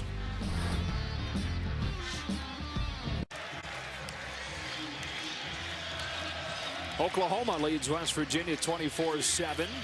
Couple of minutes left in this first half. Foreign territory for West Virginia. Really the team that's gotten off to a fast start for the most part of this year. And Oklahoma's been the team that's been a bit slow on offense and allowed more points scored in the first half than the second half on defense. And so far, Oklahoma putting it all together right now. Yeah, you mentioned it. West Virginia coming into this game, it outscored its opponent 73-0 in the first half. Jennings takes it in. Time for a game break. Jenny Taft. Joe, thanks. More from number 4 TCU and Texas. TCU open up the playbook for this one. Running back Sean Nixon finds Josh Dotson for the 29-yard touchdown pass. Nixon showing off his arm too. The Horned Frogs scored 30 points in the first quarter so far, stunning the Longhorns. Joe? All right, rolling. And Howard comes back out. We look at our Built Ford tough stat comparison between the two quarterbacks. Baker Mayfield continuing on his trend. People have been talking about him being a part of the Heisman Trophy. I think if he continues on at this pace, yeah, his name's going to be in there at the end of the season. Wendell Smallwood. Not much room on the ground for West Virginia.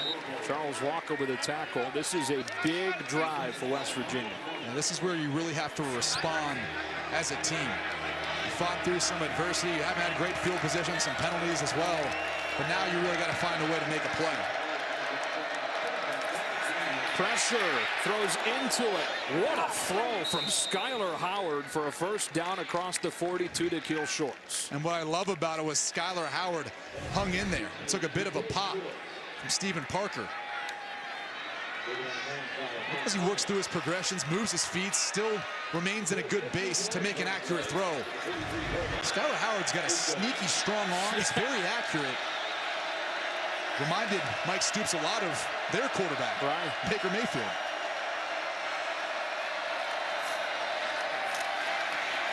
Swings it outside. It's Shorts. His second consecutive reception. And a nice open field tackle by Ahmad Thomas. 1:40 and counting in this first half. Sometimes it's all you need is a 2-minute drive to get you back in the rhythm and back going again. You're playing fast. You're not thinking so much about your checks and all of those things of that nature. You're just going out there calling the play and running it for the most part. Oklahoma does get the ball to begin the second half. This is a big, big drive for West Virginia. And it's with 1:18 left, looking at a third down.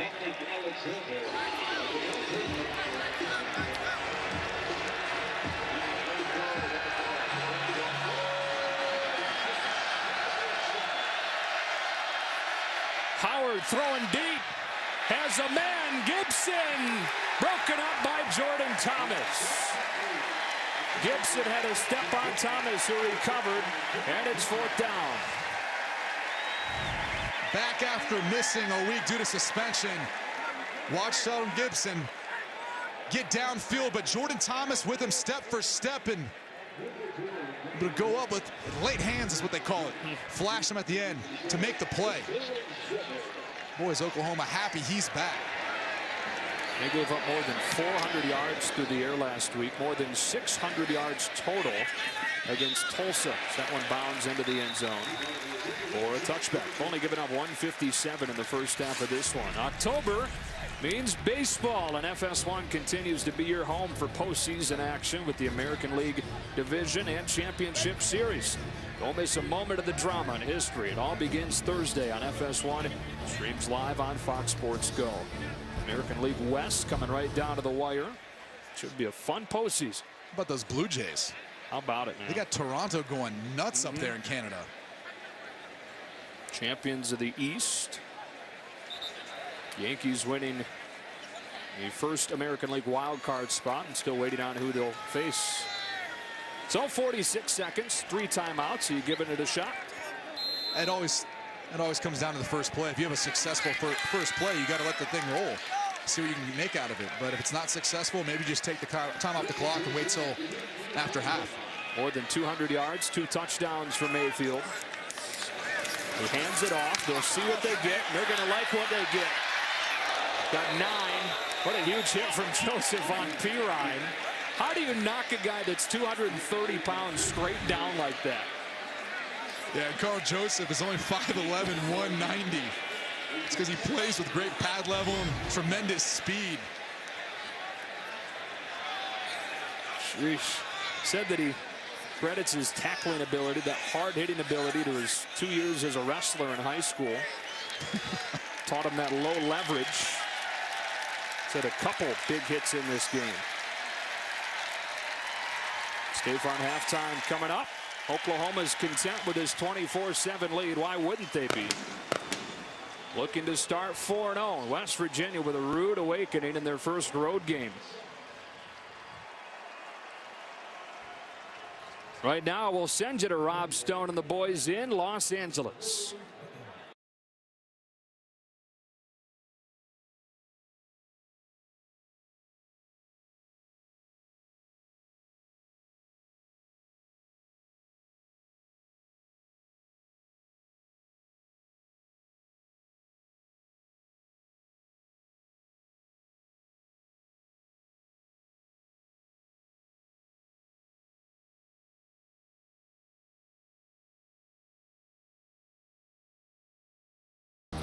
FS1 College Football is presented by Geico. Back in Norman, just about set for the second half of this top 25 matchup. Oklahoma started to pull away towards the end of that first half and leads it 24-7. During halftime, they honored the 1985 National Championship team on the field to a good hand. Brian Bosworth going into the College Football Hall of Fame.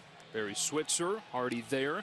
And Ricky Dixon, All-American DB, who is battling ALS right now. Great moment for him and his family to be on the field during that celebration, and honored by this sellout crowd as we welcome you back inside. Joe Davis with Brady Quinn. It was close for the first quarter or so, but then in that second quarter, a couple calls go against West Virginia, started to turn the game. Yeah, West Virginia playing their first game on the road, and this is what you have to deal with a bit. Some calls that don't necessarily go your way. On the offensive side of the football, a push off that ended up eventually stalling out that particular drive, and then a roughing the passer call, which could have been close, but it led to an Oklahoma touchdown with Joe Mixon tearing it up. In the first quarter, the penalty issues were Oklahoma's to deal with. They had 4 15-yard penalties in that first quarter, but lead 24-7, and here are closer look at the numbers. Look at the passing yards, though, for West Virginia. We talked about the secondary for West Virginia being the big key, but really it's been Oklahoma defensively shutting down the offense for the Mountaineers. Alex Ross watches it bounce out of bounds, and more great field position for Oklahoma. They'll start at the 35. And several drives in that first half that started in WVU territory. Number 91 kicking team. The receiving team will take possession at the 35-yard line. First down. Let's check in with Chris Budden. Well, I talked with Dana Holgerson. He's obviously very frustrated by his team's field position. He said we need some help from special teams because they just can't do what they want to do offensively when they start that far back. He also said defensively, we got to get to within arm's reach of Baker Mayfield. He said sarcastically, we haven't touched him all game. As for Oklahoma, they're happy with the way that Baker's been able to handle this pressure. Bob Stoops telling me if they can continue what they're doing and limit these penalties, they'll be okay. All right, Chris, and you mentioned Dana Holgerson upset with the field position. Doesn't get any better with that kick out of bounds. Oklahoma starts with a Pirine run from the 35, and Kwiatkowski was there to meet him in the backfield. Gain of 1, 2nd and 9. And we talked about, or Dana Holgerson talked about getting pressure on Baker Mayfield. Well, this is an Oklahoma offensive line that's already given up 6 sacks coming into this game. They only gave up 9 all of last year. One of the best offensive lines in the country. They had to replace 3 starters coming into this season, so they've still been trying to figure things out. Derek Farniak playing left guard today. substituting for Jonathan Alvarez. Still a work in progress. Perine swings out of the backfield. They still don't touch Mayfield, and the flag comes in. There might be a reason why nobody got to him on that one. Askew Henry in coverage. Holding, number 56, offense. 10-yard penalty, replay, second down. Ty Darlington, one of the 2 returning starters from last year. And missed last week, battling up front with Kyle Rose. Jonathan Alvarez tries to give some help, but not quite in time before a holding call was made. So they'll decline that, make it 3rd down and 9. West Virginia really in need of a stop to begin this second half. We talked about it before we came back on for the second half. For the Mountaineers, it's just chip away, drive at a time. Yeah, they've got to find a way to get a stop here on 3rd down, and then you got to answer on offense and try to sway the momentum right now that's built in the stadium. Get it back to a 2-score spread. And so a big play early on in this second half. 3rd down and 9 for the Sooners. West Virginia brings only 4. Mayfield over the top, wants Neal off his fingertips with the coverage from Dillon. And they do get that stop that they wanted. It's a 3 and out. The punt team comes out for the Sooners. We've seen this a number of times today. Isolated one-on-one, Deron Neal versus KJ Dillon. Baker Mayfield throws just a beautiful football outside of the defensive back, allowing Neal to fade to it, but can't bring it in.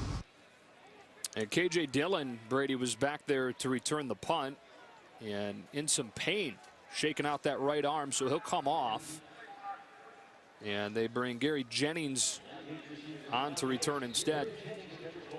Punt returns were a big problem for them last year. Still trying to find the solution.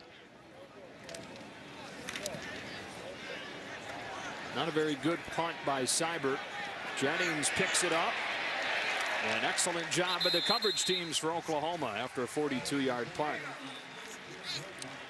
So West Virginia's offense comes back out with Skyler Howard, who was not great during that first half. 7 of 16 for 84 yards for a guy who had a good high school career, finished up in Fort Worth, Texas in 2012. He then graduated early to walk on in the Nasty Knack down at Stephen F. Austin.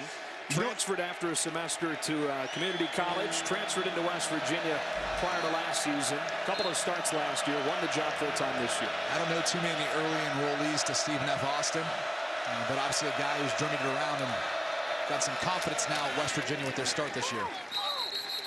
It's been heavy run for West Virginia today. Part of that has been the field position has forced their hand into running the football. Yeah, and I think they'd like to stay balanced, though, as well. That's something that Dana Holgerson's really tried to do throughout the course of his time at West Virginia. They're not so much a pass-happy offense. Too tall for Durant. And it's 3rd and 8. They've been about 2-to-1 run to pass so far. Field position is going to play a big part in that. So many times backed up, not wanting to make a mistake, and Howard's been a bit shaky at times. With it. Marcus Lucas, right tackle. He's got his right ankle taped up. They run it on 3rd down and 8. Shell almost slipped through.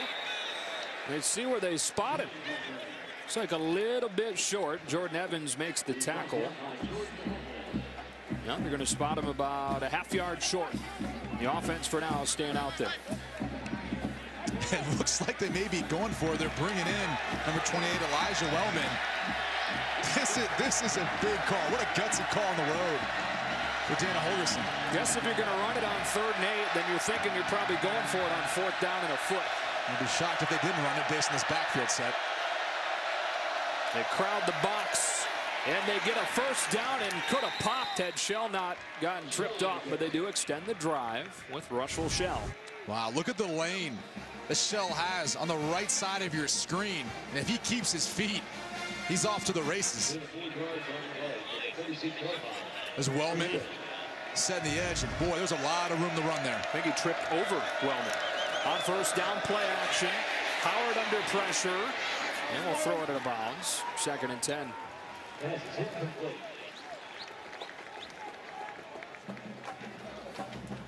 Oklahoma's had a lot of success on offense on 1st down, but that hasn't been the case for West Virginia.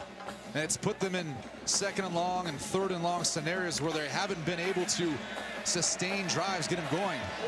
West Virginia's converted a decent amount on 3rd down today, but hasn't been quite as explosive as Oklahoma has on 1st down. And there are the differences on 1st down for these two offenses. Power set back in there on 2nd and 10. Shell into the arms of Matt Diamond. And once again, 3rd down and a decent chunk to go. Looks like about 3rd and 7. Talked a bit before about Marquise Lucas, the right tackle, number 78, in his right ankle. He's had it saved in previous games, and he struggled from time to time kicking on that leg, as you can see right there on the screen.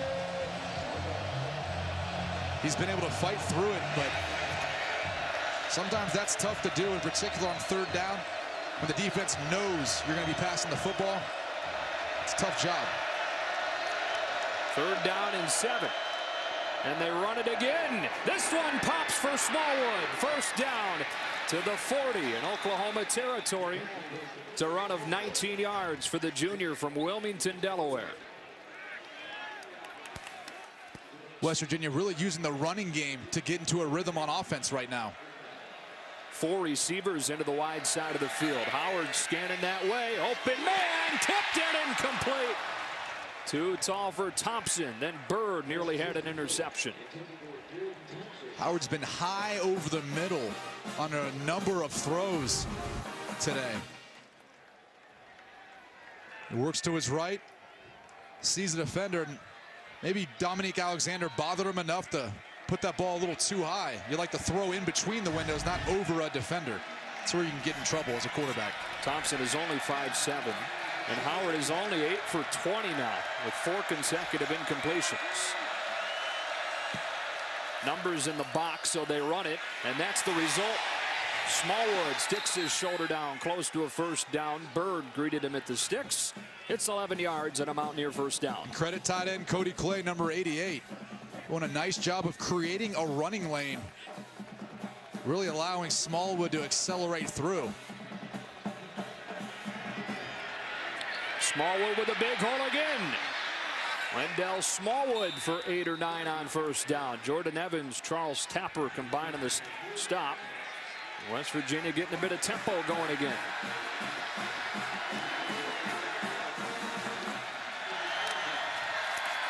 Outside quickly. Shelton Gibson, 1st down West Virginia. This is exactly what West Virginia needed to do coming out of halftime. Get a stop on defense, drive down the field, get some confidence back, and get some sort of points on the scoreboard.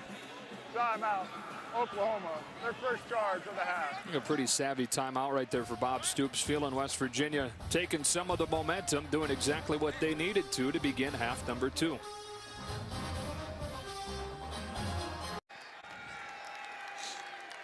FS1 College Football is presented by Geico. Let's check in quickly with Chris Budden.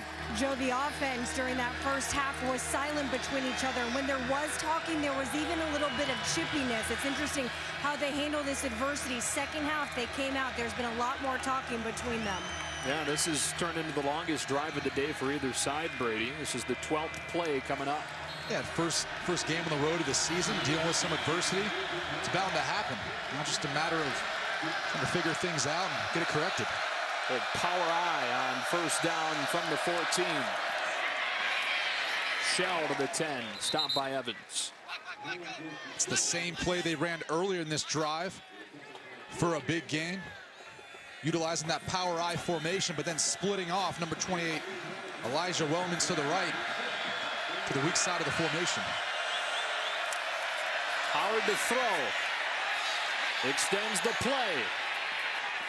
And goes out of bounds. He lost a yard, it appears, and it's 3rd down. Never understand that. If you're just throw the ball away. Right. Why lose the yard? Well, it's going to end up, it's going to take a loss, going to take a hit. I just don't understand that. Don't want to hurt that completion percentage, man. Protect the rating. Yeah. Which coming into the game is one of the best in the country, but he struggled today. 9 for 21, no touchdowns, 1 pick. At some point, they've got to start finding Shelton Gibson. He's their best wide receiver. He's their playmaker. He's all the way on the left side of your screen.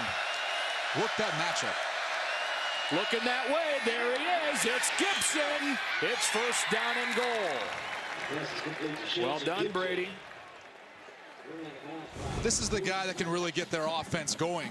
He's matched up on number 7, Jordan Thomas, who has played quite well so far this game. After serving a suspension last week, the Oklahoma secondary missed him dearly. Mike Stoops talked about how much confusion there was at times amongst the secondary and some of their calls, having to protect a young freshman starting in his place. And that power set again. Wellman, the fullback. They'll throw. The fade. Durant! What a catch. Touchdown, West Virginia. Javon Durant, the true freshman, went up and got it on the 15th play of this scoring drive. Just a savvy job by Skyler Howard. Sees the one-on-one matchup, changes the play, and then calmly throws a football to the outside where the defender can't get to it. Javon Durant does all the rest from Miramar High School down there in Miami, Florida. Well, the playmakers are made. Wow. What a play. 6 foot, only 165 pounds, but great extension, great athleticism. Extra point from Lambert is good. He was a high jump champion in high school. Yeah. He needed all those hops right there. People around here know about Durant's jumping like that, making big plays. This is a big one for West Virginia. They're back to within 2 scores. A 3-and-out from the defense, and then a nice 15-play drive from the offense.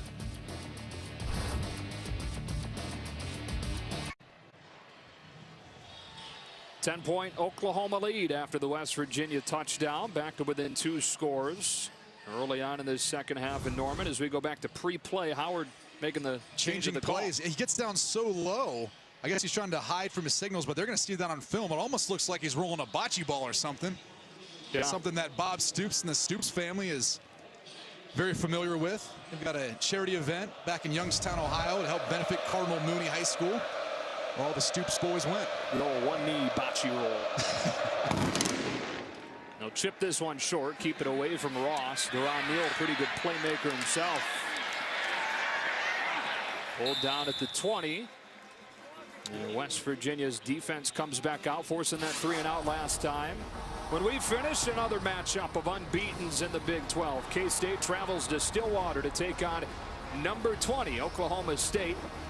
That'll be when we finish on FS1. What a big day in the Big 12. Huge day. Oklahoma State looking to keep climbing in the polls. Mason Rudolph has struggled a bit at times, splitting time with J.W. Walsh. Kind of comes in as the more athletic option.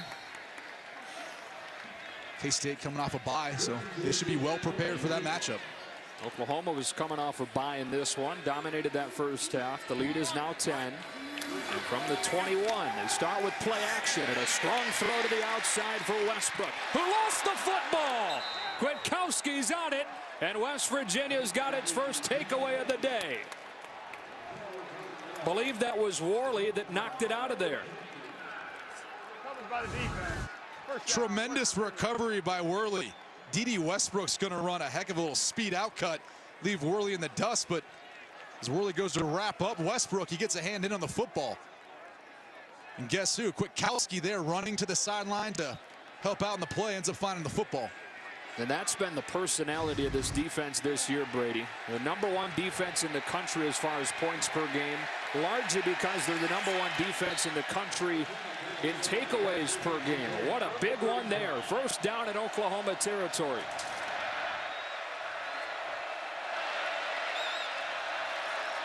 Pressure out of the secondary. He lofts it. Durant is wide open. The defender fell. Durant pulled it in. First down and goal, West Virginia. Javon Durant abused Zach Sanchez on that route. He ran what looked to be a slant and go and just left Sanchez in the dust. Howard didn't underthrow that football. That's an easy touchdown and 6 points. And it was almost like Durant misread it and had to leap in the air, do an instant replay of his touchdown catch on the previous offensive play to pull it in. So first and goal from the 5.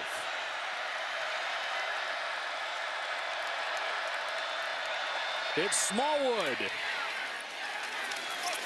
Can't get away from Stryker. 2nd and goal. Let's go back to that previous play. Javon Durant, slant and go. Oh, then he cuts back across Sanchez inside. You don't see that very often. A lot of times the quarterback is expecting you to put the ball outside.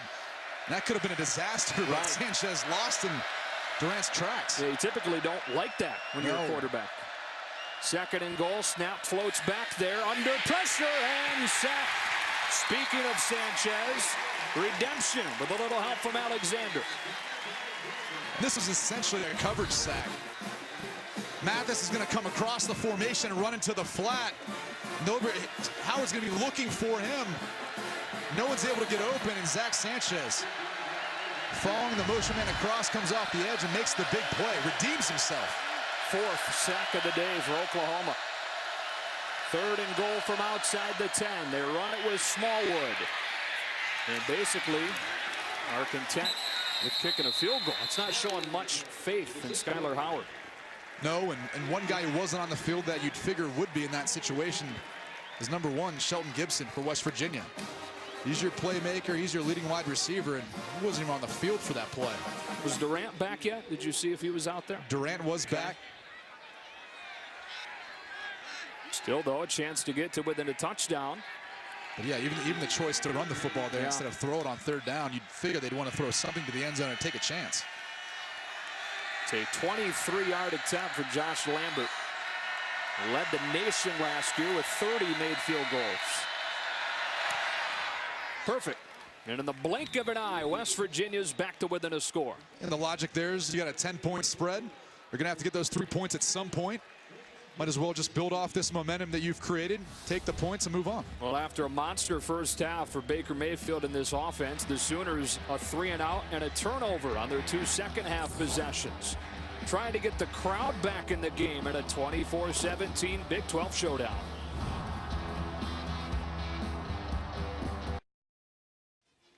'76 consensus All-American, 7 national titles, most recently in 2000. And 5 Heisman winners in the storied history of this Oklahoma program. The 24-17 lead early on in the second half as we welcome you back to Norman. Joe Davis, Brady Quinn, Chris Budden. It's been all West Virginia since the break. It was a little bit sleepy coming out of halftime. Didn't have the same buzz in here that there was in the first half. And West Virginia's ensured that they haven't gotten back into the game since. Ross going away. Thought about it, takes a knee. If I'm Oklahoma right now, I'd like to get back to that running game. Joe Mixon had a nice run to finish the first half. Samaje Perine has been effective when they've called his number. He's gotten the football. It's not necessarily that Baker Mayfield has done anything so obscene or bad. He's played quite well, really, for the most part of this game. He's 11 of 22 touchdown passes, so I don't necessarily feel like Oklahoma should feel like they're on their heels right now. Just put together a nice drive, go get some points. They've run it 15 times for a total of 85 yards today. And it's Joe Mixon who will motion out of the backfield for first down. Chess match going on. Movement in that West Virginia defense. Showing pressure and bringing it from the backside. Chet Petaway with a sack. First one today for the West Virginia defense on a loss of 7. Well, Gibson's not going to stop bringing pressure. The defensive coordinator for West Virginia. He's going to keep bringing it and put pressure on you as a quarterback to respond throughout the course of the game. They might get beat. He said we're going to have to take some punches too, but we're going to be the ones that deliver the majority of the blows in the game. Oklahoma's got to be careful here. I mean, this is a 17-point lead just a minute ago. It's slipping away. West Virginia's stolen the momentum.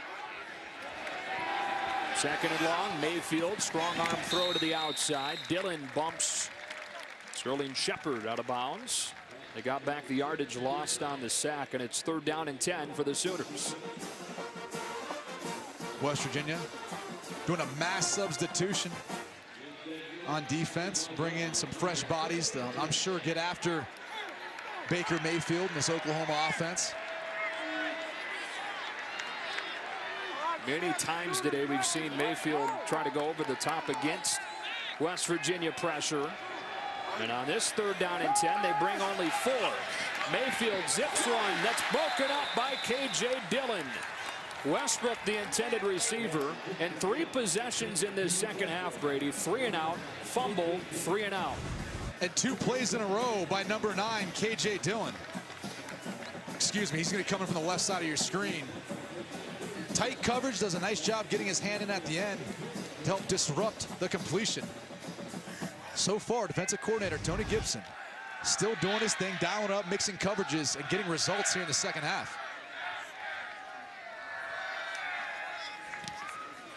Gary Jennings back to return this one, calling for a fair catch and making it at the 33-yard line after a punt of 41 yards. There is a flag down. Hold on, there's a flag down.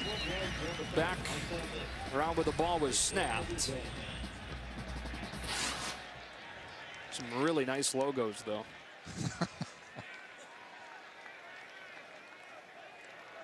After the play was over, unsportsmanlike conduct, number 5 of the receiving team.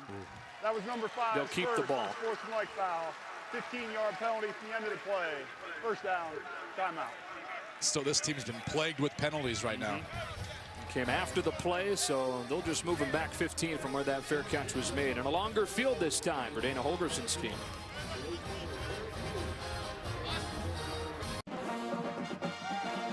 It was 24-10 at halftime, or 24-7 at halftime. West Virginia's cut it to 7 and dominated the second half, kind of backwards from where these teams were over the first month. Yeah, West Virginia's really been the fast starting team, and Oklahoma's excelled in the second half. They've completely flipped identities here so far in the second half. Oklahoma is seemingly sleepwalking through this second half so far, and the crowd's been sleepy as well. Russell Shell running hard for 7 on first down, and it's 2nd down and 3 coming up. And what's really occurred has been the domination by the offensive front for West Virginia. This offensive line has controlled the line of scrimmage, gotten good push. And this is something we've seen over the past few weeks. The second half, this team does a good job running the football. Here comes pressure, and they get home with it. Eric Striker having a great day. He's got 10 tackles now to lead all players, and it's 3rd down and short. Number 19, Eric Striker's going to come off the edge and chase down the play from the backside. Skylar Howard's reading 19, but he can't do anything about it because number 26, Jordan Evans, was waiting for him on the outside of the zone read. He had to give the football, just not necessarily a good play for that blitz. On 3rd down, Howard under pressure and sacked by Matt Diamond, and the ball came out. Oklahoma's got it. It was picked up by DJ Ward, and what a turn of events to wake up this crowd. Again, you've got to give credit to the Oklahoma secondary. No one open downfield. Skylar Howard trying to buy more time moving in the pocket, but nowhere to go. Matt Diamond bringing down Howard, getting the football out. Yep. Just the momentum that this Oklahoma team needed to get the stadium back into the game.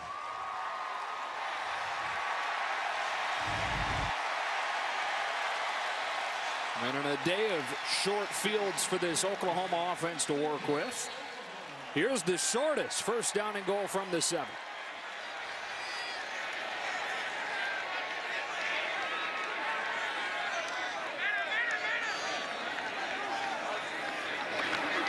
Mixon, Kyle Rose, and Noble Wanchuku made sure that he couldn't get any momentum going. A helmet came off, and that is Josiah St. John's helmet, so the right tackle will have to come out for a play. And they bring on Drew Samia, a true freshman, to replace him at right tackle. Samia actually started at right tackle versus Akron to begin the season, but Oklahoma felt more confident in Josiah St. John moving forward. Community college transfer from Trinity Valley is St. John. 2nd and goal. Piron's in there now. West Virginia's defense hasn't given up any points off turnovers this year. The timeout taken. That's because West Virginia just hadn't turned the ball over. Turned it over twice today. West Virginia, their first charge of the half. They turned it over only twice over the first 3 games. Back in 30 seconds. West Virginia has to burn a timeout defensively there. 24-17 Oklahoma. After the sack and the fumble forced by Matt Romar and recovered by DJ Ward. So once again, Dana Holgerson's defense having to deal with a short field. And he called a timeout there because Oklahoma puts you in a bit of a predicament in this part of the field. Baker Mayfield, an athletic quarterback, a part of the running game. Then you got to pick your poison, though. Do you cover the guys outside like Sterling Shepard and Dede Westbrook, or do you just let it be one-on-one coverage? So far, West Virginia secondary hasn't really succeeded that well in one-on-one coverage versus the Oklahoma wide receivers. It's a little surprising Pirine wasn't in there for first down. He is for second down. And Mayfield to throw. Scans the back of the end zone. Now looks to take off. And Mayfield gets crunched at the 3, and it's third down. Before that snap, West Virginia was showing a blitz look. And the snap of the ball, they got out of it, disguised in the zone coverage. You could tell Baker Mayfield in Oklahoma was a bit surprised by it. He did his best to buy time and find a running lane, but nowhere to go. West Virginia defense doing a nice job coming up, getting a stop. What are you thinking here on third down from the 3?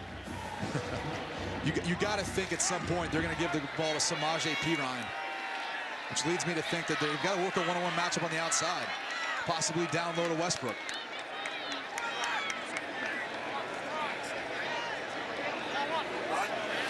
They'll throw. Mayfield gets sacked. It was Kwiatkowski that got there first. Almost inexcusable. You got Samaje Perine, and you don't give it to him once. That was a fire draw at the quarterback. Baker Mayfield didn't have much time. This offensive line continues to struggle and giving up sacks so far this season after being one of the best in the country last year. But you're right, Joe. To have Samaje Perine and not give him the ball, at some point, offensive coordinator Lincoln Riley's got to just go with the easy call. 25-yard attempt for the freshman Seibert.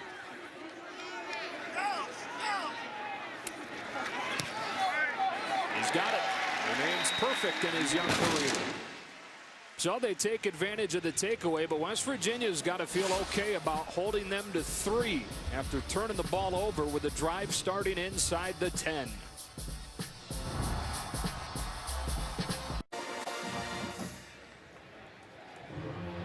Ten-point lead for Oklahoma, trying to start this season 4-0 and what they hope is a bounce-back year after that 8-5 season in 2014. West Virginia facing its biggest test yet, its first road game, and the first of 4 consecutive games this month against teams currently in the top 25.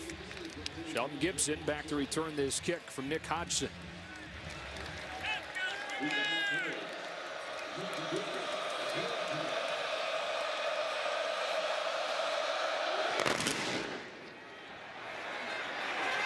It's a miscommunication. Jennings cut in front of Gibson and took it across the 25. Time for a game break. Jenny Taft. Joe, thanks. Number 22, Michigan visiting Maryland. After losing to Utah in their opener, Michigan has won 3 straight. How about J.U. Chesson with the 66-yard run down the sidelines for the touchdown?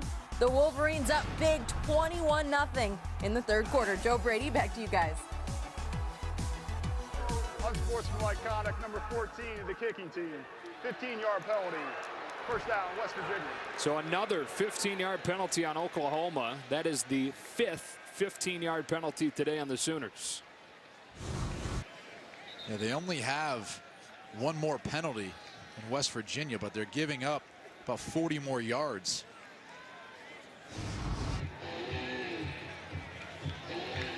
That is Marcus Green, redshirt freshman corner. And this drive will begin at the 42. So finally West Virginia with some good starting field position. Second time they've had it this half. Had it after the takeaway as well.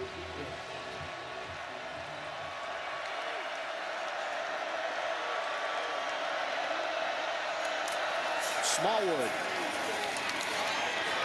unable to get outside. Stop made by Devontae Bond. And it's second down. Nice play by number 23, Devontae Bond. Mike Stoops defensive coordinator for Oklahoma, expressed a bit of concern with his size on the edge. I mean, he wasn't quite big enough, but he's giving about 20 pounds to number 88, Cody Clay. In that blocking scheme, he looked fine right there.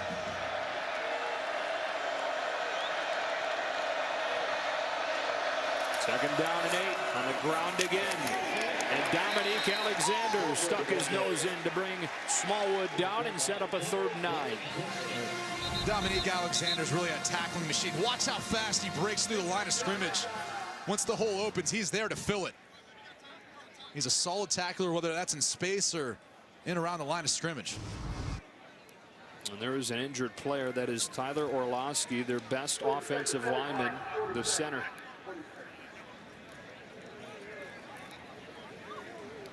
Player down for West Virginia is Tyler Orlowski. You can't say enough about Tyler Orlowski either. He's smart, he's tough, makes all the calls up front.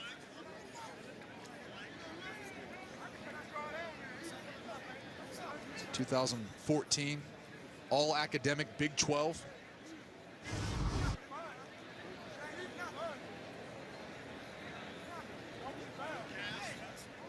Stone Underwood, redshirt senior himself, set to replace him.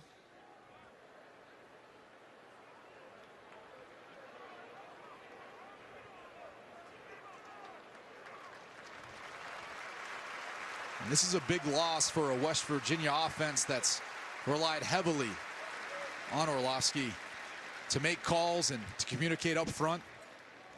It's been a staple as far as providing protection for Skylar Howard and helping to create a lot of the holes in the middle of the defense throughout the season and even today in the run game. So Stone Underwood comes in at center. Are you heating him up if you're Mike Stoops right away? Well, one thing I'd do is I'd change my front. I'd put a guy right over top of him. Put a little pressure on him, whether that's a shotgun snap or snapping to a quarterback under center. I'd at least make him have to think about it with a guy right over top of him. That Oklahoma sideline urging this crowd to get into it in front of a 3rd down and 9.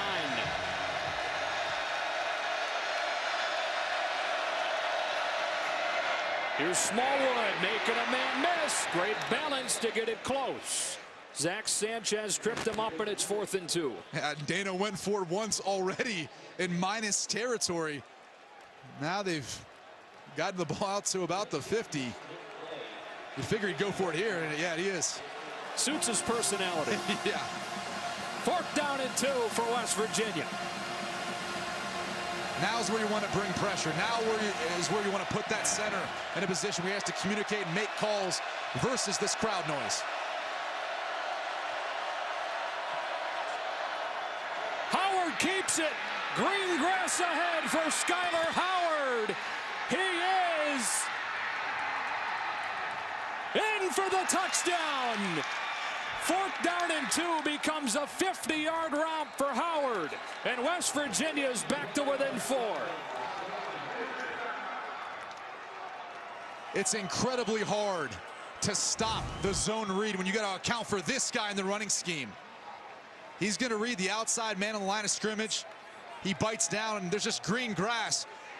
Watch Jordan Thomas try to hustle to get the angle on him, but Skylar Howard fast enough. Dana Holgorsen said this week he didn't really think he was quite as athletic as maybe Skylar Howard believed, but he's got some wheels, man. He can make it work, can he? Yeah, I believe the quote from Dana was, he's short, he's slow, he wakes up every day trying to prove people wrong. I think he just proved Dana wrong. With a 50-yard touchdown run, longest run of his career, converting a 4th down and 2. Bob Stoops has seen a 24-7 halftime lead evaporate in this 3rd quarter. The extra point coming from Josh Lambert.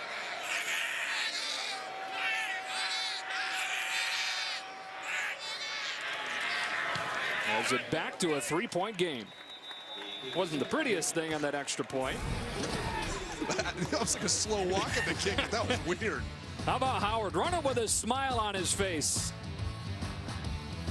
No smile there.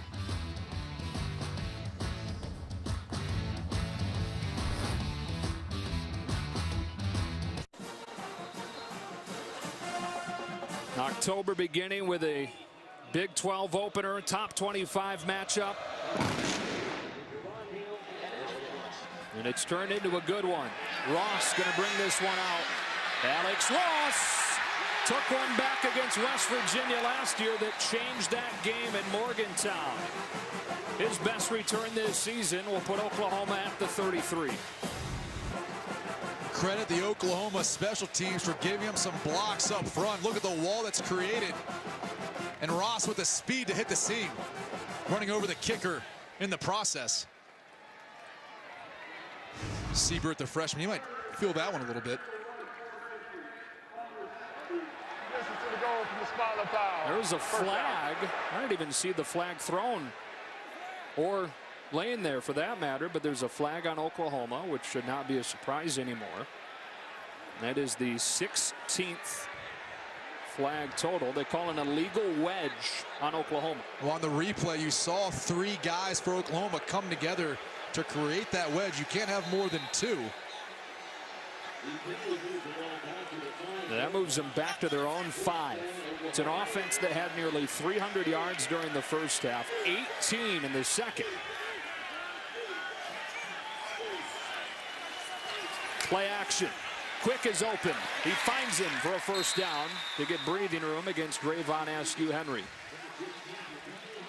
Good patience by Baker Mayfield, passing out of his own end zone. Sometimes that can give you some anxiety as a quarterback, but hung in there and delivered an accurate ball over the middle. Perine with room. Samaje Perine, the laundry cart for 12. Well, you said it earlier, Joe. I mean, don't overthink it. Give it to Samaje Perine. Third quarter clock winding down. First down at the West Virginia, or at the Oklahoma 29. Mayfield pump short, has a man running free. Duron Neal. Goodbye. Touchdown, Oklahoma from 71.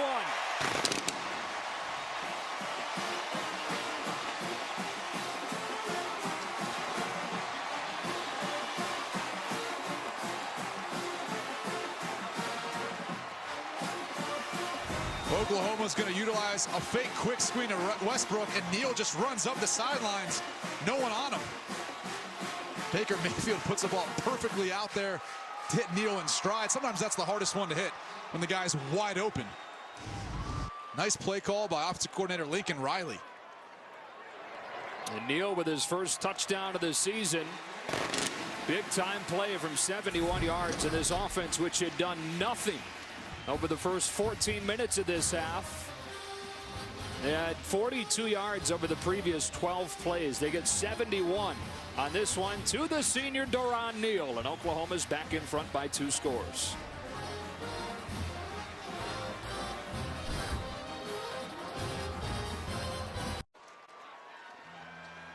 Looks like the Bakers there having some fun. Yeah. They're cooking something up. Baker Mayfield's cooking something up too, huh? 71-yard touchdown pass for him. 320 yards through the air now. 3 touchdowns. And a fan club. Pretty good day. Both offensive minds, Dana Holgorsen and Lincoln Riley, going blow for blow there. Zone read for the touchdown with Howard, and now a fake slip screen for the touchdown for Oklahoma. The last couple minutes had a little more of the personality we expected of this game. Here comes Durant. He's got great speed and has great field position for West Virginia. He'll start at the 36, and we'll check in with Jenny Taft. Well, Joe, Purdue making things interesting against Michigan State. Markel Jones takes it in here for the touchdown, his second of the day. Purdue only down a field goal against the undefeated second-ranked Spartans. It's now 24-21 in the fourth quarter. Jenny, I feel like it was only a minute ago you told us it was 21-0. Purdue back in it quickly. And speaking of back in, Tyler Orlowski back in at center. We have cramps, Chris Budden reports. And a sigh of relief from the West Virginia fans. Likely the final play of this quarter. It's a completion to the sideline for Durant. He's thrown out of bounds by Zach Sanchez to bring the third quarter to a close. Entertaining third quarter it was. Smile, Dana. It went well for your team for the most part. West Virginia's back in it in this top 25 matchup. One of these teams will move to 4-0. Fourth quarter comes up next.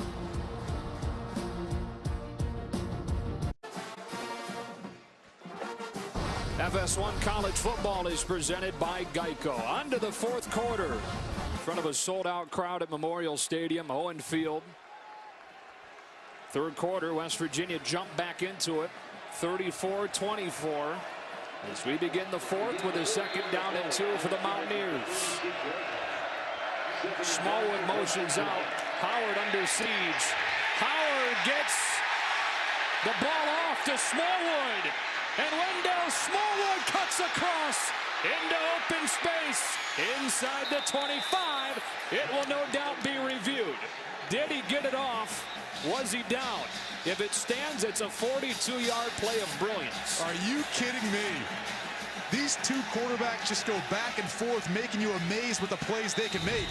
Number 57, Adam Pankey gets beat. The quarterback with his knee off the ground is under review. Down. Yeah, that's going to be coming back. But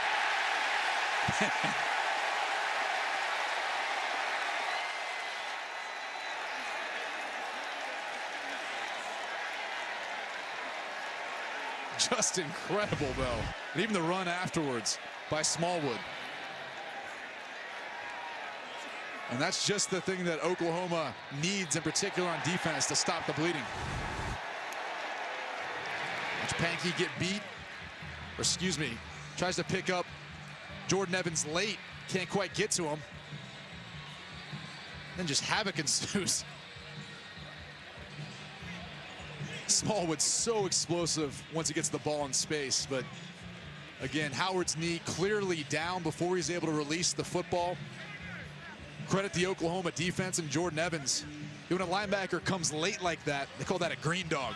I have no idea why they call it that, but they just said, oh, that linebacker was green dog. Sounds good. Yes, yeah. That sounds great. Green dog gets you every time. So the green dog got him.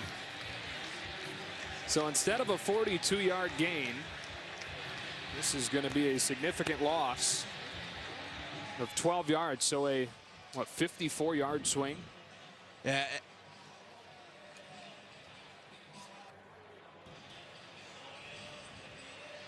This would bring up what I think is a big 3rd down. Yeah.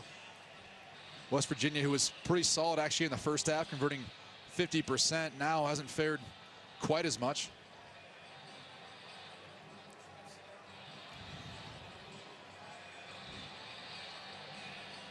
And Alan Eck with a late flight tonight. I'm not sure what's taking this call so long.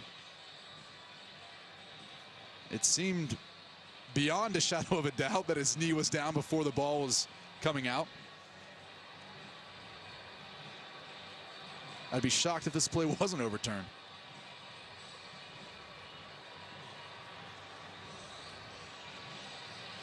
I mean, I know you got to get the spot, you got to get the time, you got to get the down and distance.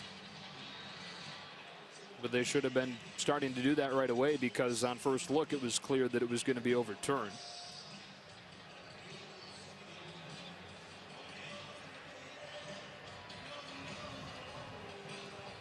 If you're Oklahoma coming into this situation, 3rd and 13. After review, the quarterback's right knee was on the ground before he released the pass. It's 3rd down and 14 at the 33-yard line. 3rd and 14 now. And if you're Oklahoma on this particular play, I think you just rush 4. Try to turn guys like Eric Stryker and Devontae Bond loose on the quarterback and utilize your secondary to do a good job covering downfield like they have for the most part of today.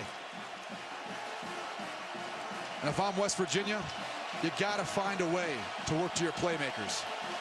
In particular, number 1, Sheldon Gibson down here at the bottom of your screen. It's asking a lot, but he's a playmaker. And they do rush only 4. There's a flag down. This is coming back. Would have had a first down, but Stryker with that speed off of the edge got tackled.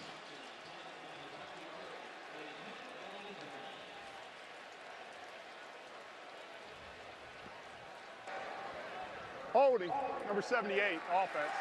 10-yard penalty from the previous spot. Replay, 3rd down. We talked about Marquise Lucas struggling a bit to kick step with that right ankle being taped, and it's tough when you've got a guy like Eric Stryker across the way from you, who's so explosive off the line of scrimmage. Lucas, just a tough player, been fighting through it now for a couple weeks. We asked the coaches if they had any injuries, ever banged up like that, having seen it on film, and they said no. Lucas, the type of player that isn't going to be one to tell the coaches about it. He wants to be in there playing. Fifth-year senior out of Miami, Florida, from Miami Central High School. Remember, they had it 2nd down and 1. Now it's 3rd and 24.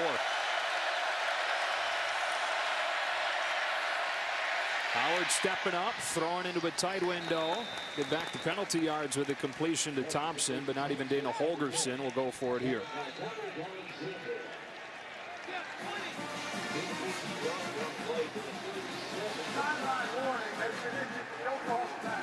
Sideline warning issued to the Oklahoma bench.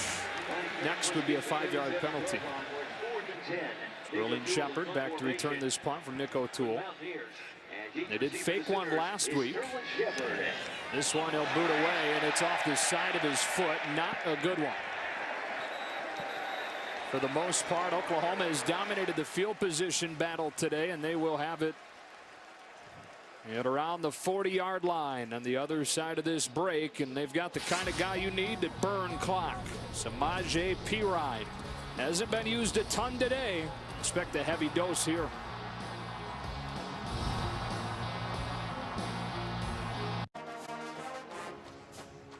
Samaje Perine's breakout game came against West Virginia last year. 34 carries for 242 yards and a couple of touchdowns. In fact, 4 touchdowns. But this year, in a different offense, 8 carries for 39 yards. Yeah, different offensive coordinator. Brought in Lincoln Riley of East Carolina this past season. Let Jay Norville go, who ended up actually in Texas. And oddly enough, now is their offensive coordinator. As they had Sean Watson at Texas step down, Jay Norville step up, still calling plays there, but Lincoln Riley just an entirely different system. Even though sometimes the spread out formations look the same, the blocking schemes and the style just is not quite the same as they've had in the past. One would assume we'll see plenty of Samaje Perine on this drive. Here he is. What an open field tackle by Shaq Pettaway. If he doesn't get Perine, that's a big gain. Yeah, Pettaway doesn't get enough credit in this defense. He always does a nice job of running down plays from the backside. Watch him as he comes across the screen, just following Perine the entire time. Able to wrap him up in the open field, which is seldom done. Oklahoma not wasting any time getting to the line of scrimmage. And now they will run a little bit of clock. Use that entire play clock. 2nd down 11. Mayfield looks to throw under pressure and sacked. Noble Wachuku got to him first, and then Kwiatkowski rallied to help and set up 3rd down and long. They're really nowhere to go. Tony Gibson turning up the pressure. Number 42, Jared Barber, was waiting for Mayfield if he even attempted to escape the pocket, spying on Mayfield. 12 and a half left, 3rd down and 16. Mayfield out of the shotgun. West Virginia brings only 4. Mayfield tucks it, will get what he can. That is a face mask and a killer for Xavier Preston in West Virginia.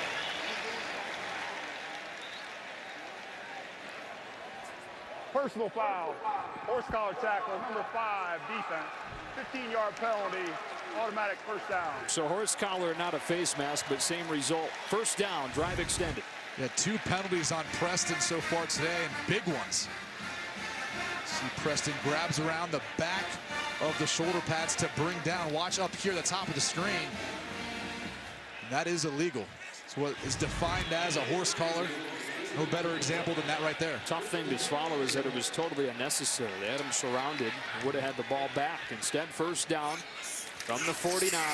Perine, head of steam, crashing his way for 4. Kyle Rose is in there for the tackle, 2nd down. Perine's so low to the ground, he makes it incredibly difficult to find ways of being able to tackle anything but his shoulders, and he does a nice job of keeping his legs driving through the first point of contact. And any good running back does that.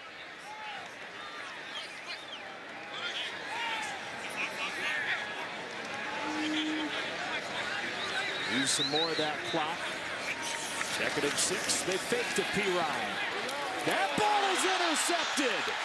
Poor decision from Mayfield. Turns into Carl Joseph's nation-leading 5th interception of the season. He's absolutely incredible. You can't say enough about this guy and his ability to not only read the quarterback's eyes, but anticipate routes and break in front of them. And he's got the ball skills to be able to bring in these catches. That is now 10 interceptions this season for the West Virginia defense to lead the country. Ball back in the offense's hands. What do they do with it? Down 10. It's a nail-biter, right? Fox Sports Supports, proud to team with Boys and Girls Clubs of America, supporting their mission in helping young people to reach their full potential through programs that promote character and leadership, education, healthy lifestyles, and more. For more information, visit foxsportsupports.com. Can't even watch. I'm not sure why they're not giving the ball to Samaje Perine in this particular case more often. Interception setting West Virginia up. They throw it outside, and the screen was read well and jumped by Zach Sanchez. So Durant with no gain, 2nd and 10. Sanchez recognized it right away. Got around number 1 Shelton Gibson trying to block for Durant. Nowhere to go. Now they're going to flip the formation. Go the other way maybe.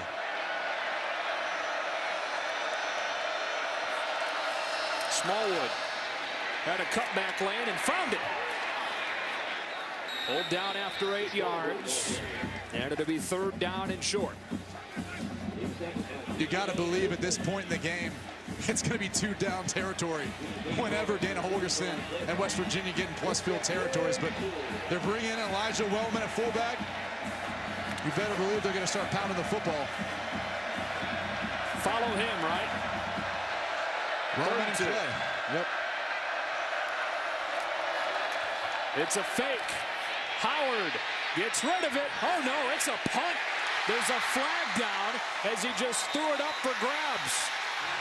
Stephen Parker, and then a flag after the play as Gibson ripped Parker's helmet off. One of the flags is inside the play. One is after. Both will be enforced.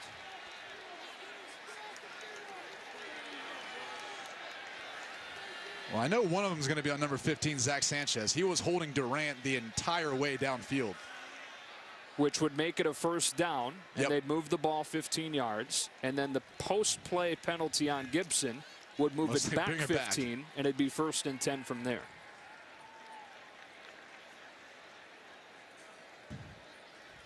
Boy, these refs have just had a lot of pressure on them today. A lot to sort With the out. style of play and things that have gone on. I bet Mike Pereira is glad he's back in L.A. at the headquarters. There were 2 fouls prior to the pass. Holding, number 7, defense. 10-yard penalty from previous spot and an automatic 1st down. After the play was over, unsportsmanlike conduct, number 1 of the passing team. That was number 1's first unsportsmanlike foul. 15-yard penalty. It's 1st and 10. All right, so there you've got it. It is a 1st down and 10. Penalty they call on Thomas. I don't think that's right. The penalty flag was actually over near number 15, Zach Sanchez. With all the stuff that's going on, watch these two at the top of your screen matched up. Sanchez is going to engage and then never really lets go of Durant at any point in time. The ball's out of his hand. As Durant makes the tackle, Gibson tries to rip the ball out, but Gets his helmet, rips his helmet off, and yeah. Jordan Thomas gets in with some of the extracurricular activities, and there's a lot of yapping going on before the game. That's just carried over into this heated battle. 5th unsportsmanlike conduct today. And by the way, the holding penalty on the defense explains why it looked like a punt. That Howard saw that flag and just floated it up. 10 penalties on both sides, more than 200 yards total. Stephen Parker has come to the sidelines on 1st down and 10 from midfield.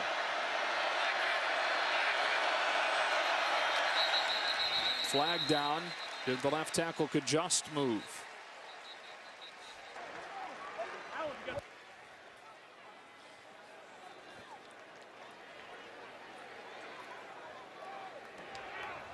False start, number 55, offense. 5-yard penalty, first down. Talk about the Eric Striker effect. Yeah. Tough when you got a guy who's so much faster than you lined up across from you.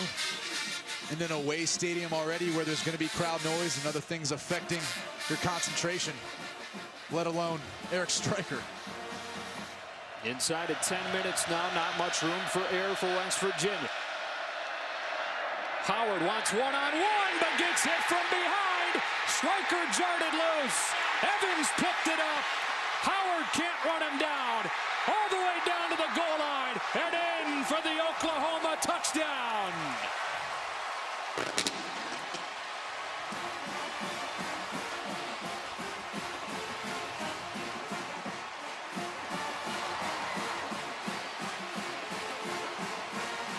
Well, we just talked about the explosiveness of Eric Striker. He's going to come off the edge, and as he's done all day, create havoc in the backfield.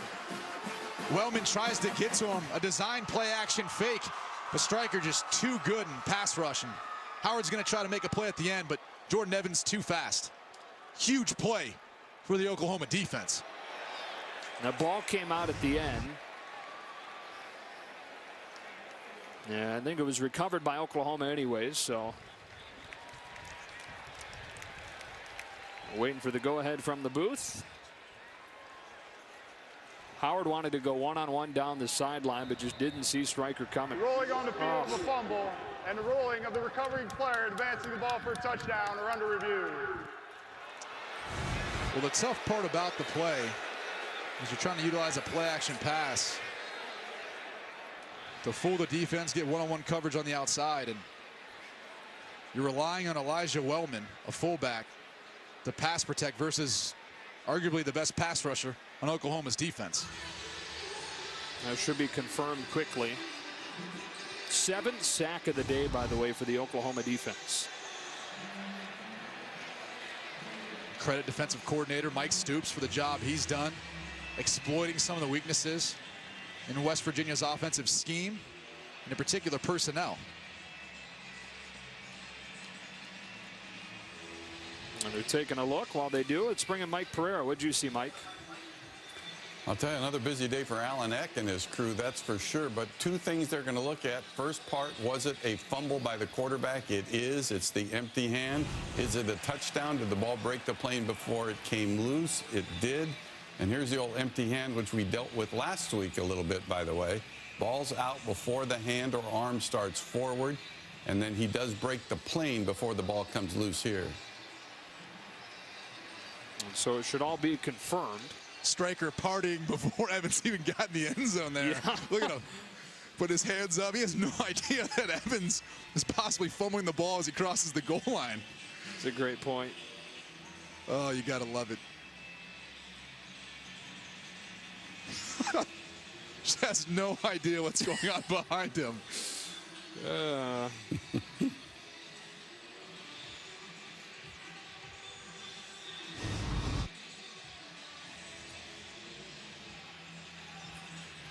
Pretty confident we can confirm this and get on with our lives here. If you're West Virginia now, it's a really tough sled, an uphill battle. Your team's going to primarily be one-dimensional. 9 minutes and 37 seconds left in this ball game, and it's going to be a 17-point deficit. You have to throw your way back into this. Third West Virginia turnover today. They had 2 over the first 3 games. Turnover margin last year was an issue for them. They're #1 in the country in turnover margin coming into this game. Oklahoma, meanwhile, was 117th nationally at -4 over the first month of the season. The script has been flipped today. West Virginia offense had allowed 7 sacks coming into this game. After review, the rolling of the quarterback fumbling the ball is confirmed. The rolling of the recovering player advancing the ball beyond the goal line is confirmed. Touchdown. There is the turnover story. And it's hard to go on the road and not win the turnover margin and find a way to win. It's too hard. You get this crowd involved and all the noise and all the things that go into trying to communicate and run your offensive or defensive schemes. Seibert adds the extra point. It's 41-24. Eric Stryker got the party started before the play was even over. Kept on partying to the sideline with Bob Stoops. Trevor Knight making an appearance as well.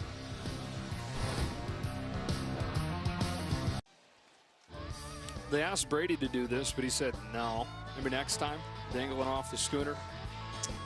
What do you call that? Sooner schooner. Oh, I just thought it was a wagon. Yeah, I'll do it. Sign me up. All right. Looks like it'd be fun. He's got to hold a flag, though, too. It doesn't seem like that'd be too easy. No, that's good coordination.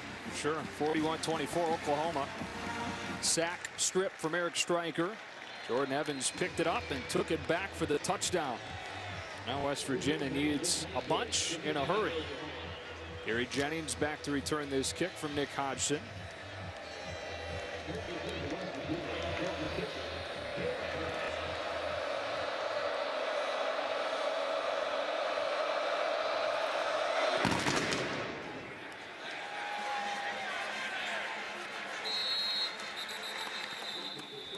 October means baseball, and FS1 continues to be your home for postseason action with the American League Division and Championship Series. Don't miss a moment of the drama and history. It all begins Thursday on FS1, streaming live on Fox Sports Go. Great time of year with college football season in full swing. Baseball playoffs getting going. 9:37 left in this one and a 17-point Oklahoma lead. West Virginia will have to be near perfect down the stretch to have a chance. West Virginia would utilize more backfield sets with both Smallwood and Shell in the game at the same time.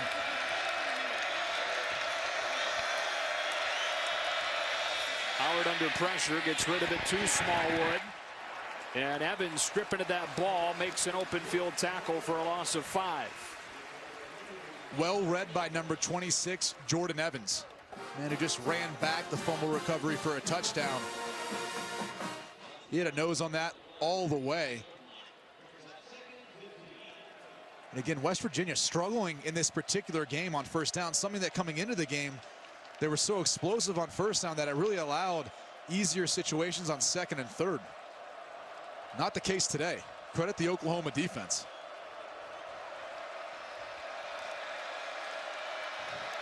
Second and 15, pressure coming. And that ball is too high, but a flag comes in with pass interference called on Ahmad Thomas. You can make the case that it was uncatchable for the 5'7" Thompson. Pass interference, number 13, defense. 15-yard penalty, first down.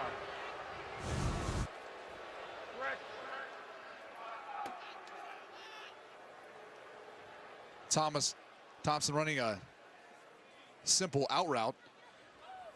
Mayfield had to move in the pocket to make the throw. That's why it was a little bit off point, but Thomas coming in too late. Well, too early, depending on which way you look at it. And it was the right call. Let's see that second time. Would have been catchable had he not gotten hit. Outside they go, back to Thompson. He stayed on his feet and got a first down. Wow, Jordan Thompson, great strength and balance for 11 yards. Good blocking by Devontae Mathis and Sheldon Gibson, creating a lane for Thompson to be able to get upfield. Shell motions out. Howard steps up in the pocket and throws one right into the hands of Jordan Thomas.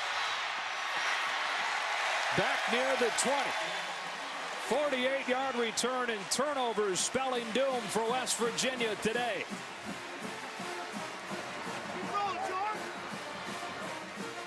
Jordan Thomas looks a little banged up at the end of that play, but tremendous job reading the route of Sheldon Gibson.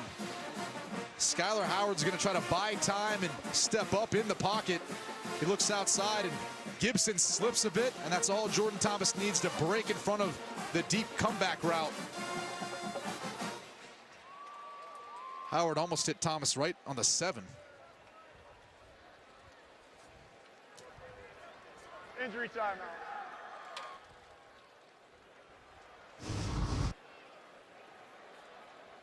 And there's Thomas to the bench. In pain after that return. Injury timeout. With Oklahoma getting on the football, you'd got to think this is Samaje Perine time, or at least Joe Mixon, but run the football. Yeah. With a 17-point lead and the game in the bag, you'd figure you'd run the football. They've run it 22 times. They've thrown it 25. Mixon up the middle for 2. Nick Kwiatkowski with the tackle. It's so tough to defend when you have 2 backs like Joe Mixon and Samaje Perine in the backfield. Perine, as I guess we called it earlier in the show, a laundry cart to tackle, and Mixon more of that explosive, big playability back, coming out of the backfield, catching footballs and making cuts. Incredibly athletic player.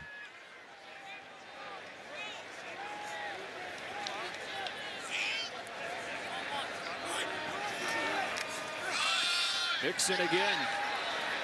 Made one cut to get loose for a moment, but couldn't get away from Nick Rose. And 3rd down for the Sooners. Up 41-24 inside of 7.5 minutes. 2 big turnovers in this 4th quarter.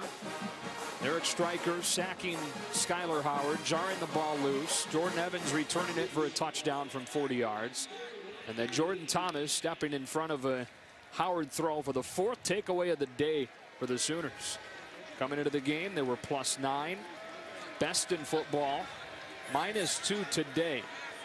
And how different from last year, where they were -15 in the turnover margin, which was 6th worst in the country in 2014. Reverting back to that. Under pressure. And sacked back outside the 30, and that drives him back into a very difficult field goal attempt. Carl Joseph off of the safety blitz makes it 4th down and a mile. And Joseph is really the special player that West Virginia relies on to make plays in the secondary, but also when they decide to bring him. He always seems to find his way to the football.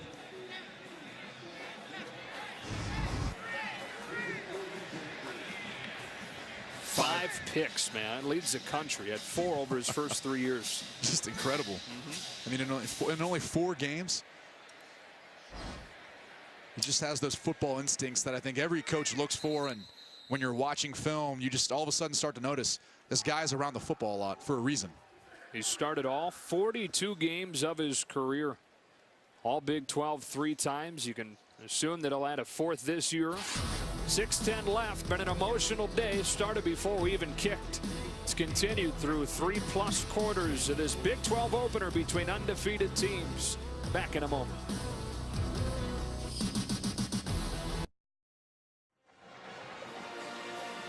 Through that beard is a frown. West Virginia in trouble. 6:10 to go. 41-24. They trail. What is that on the top of his head? I don't know. Some sort of rodent. Well, it's a hat, but I'm just trying to think of what animal it's made out of. Not sure. 44-yarder for Seibert, the freshman. This would be a career long.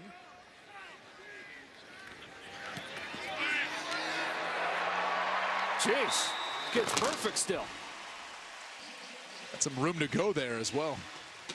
And so instead of 2 touchdowns and a field goal getting you back to within a tie, West Virginia would need 3 touchdowns. Back in 30 seconds.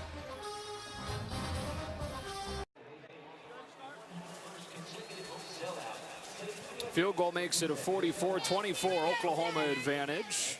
15th ranked Sooners trying to start 4-0 and trying to hand West Virginia its first loss. Start of a gauntlet of a month of October for the Mountaineers, with 3 more top 25 teams coming.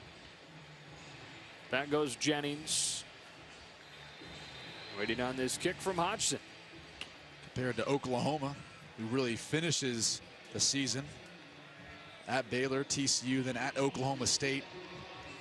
Their gauntlet comes in November. Yeah. Schedule backloaded.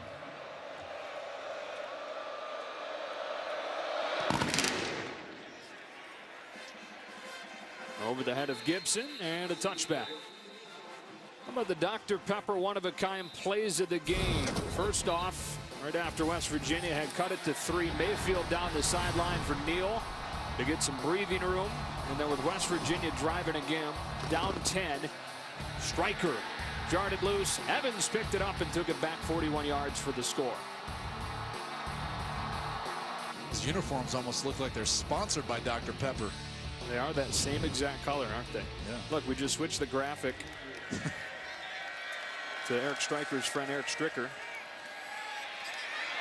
Here's Smallwood running into his own man and staying on his feet across the 40 for a first down. Sanchez pushed him out inside of 6 minutes. 2 timeouts left for the Mountaineers. Look, if any team could come back, West Virginia could, as fast as they play and as quick strike as they've been at times. Timeout. Please reset the play clock to 40 seconds. A couple of players down for Oklahoma, Stephen Parker and Charles Walker.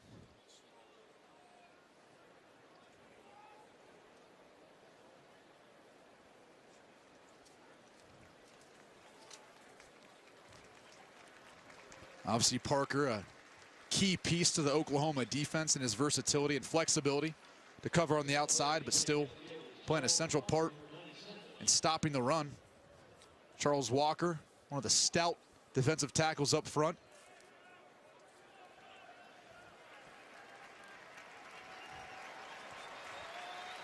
And good to see him to his feet.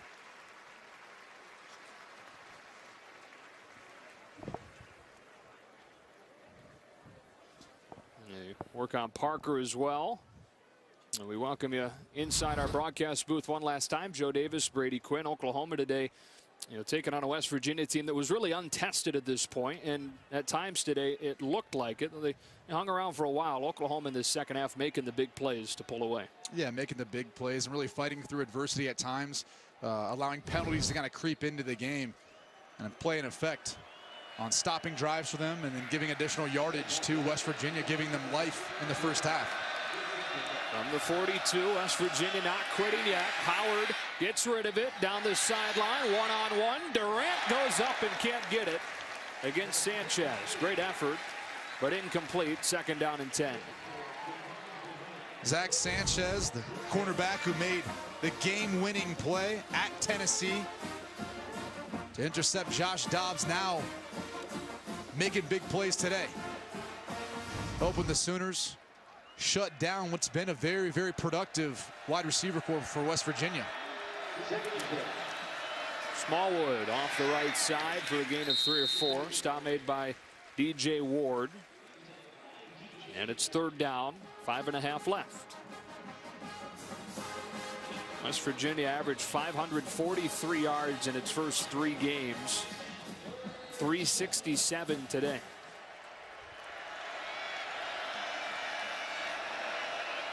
Howard over the middle, tipped and picked off of the hands of Shorts, and intercepted by Ahmad Thomas, who takes it back to the 30.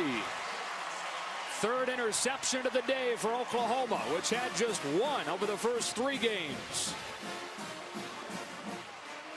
Well, the Oklahoma defense is playing a 2-deep zone, meaning they've got 2 safeties back for the deep halves of the field. And what they want to do is, that's not working. They're going to try to play a zone coverage and just read the quarterback's eyes. Howard's trying to find a window in that defense, but he's got to get the ball down. Otherwise, you see the end result. A tip pick from Shorts, making Ahmad Thomas's job easy. Howard knows it.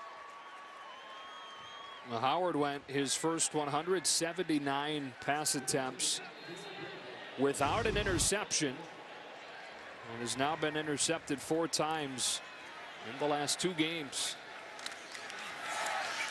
There's Pirine for 4.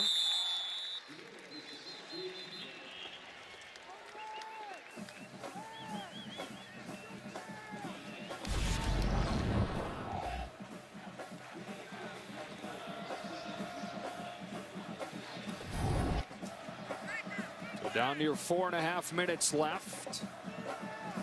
It was 24-7 at halftime. Oklahoma was in front. West Virginia came charging back to begin the second half. Making a ball game start in the 4th. But 3 fourth-quarter turnovers from West Virginia. Helping Oklahoma pull away in this one. Perine again, gashing his way for a first down to the 16.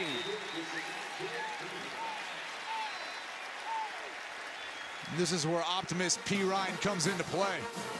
Lowering that shoulder, lowering the boom, staying low to the ground. And number 36, Dimitri Flowers. He helps pave the way in the backfield for Perine. There's Flowers, sophomore from San Antonio. An unheralded role of leading the way for these running backs.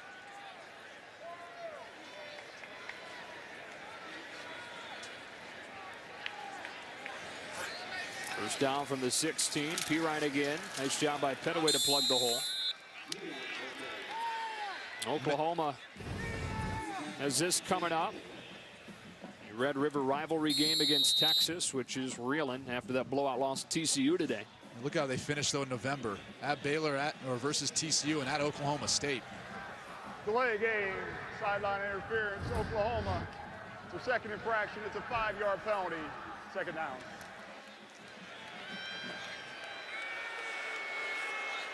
A couple more would be 5-yard penalties. If they get another sideline infraction beyond that, it'd be a 15-yarder. There's something for Bob Stoops and this team to clean up. 12 penalties today for 134 yards. A lot of their penalties are controllable, things that are within their control as far as what they did and how they handled things.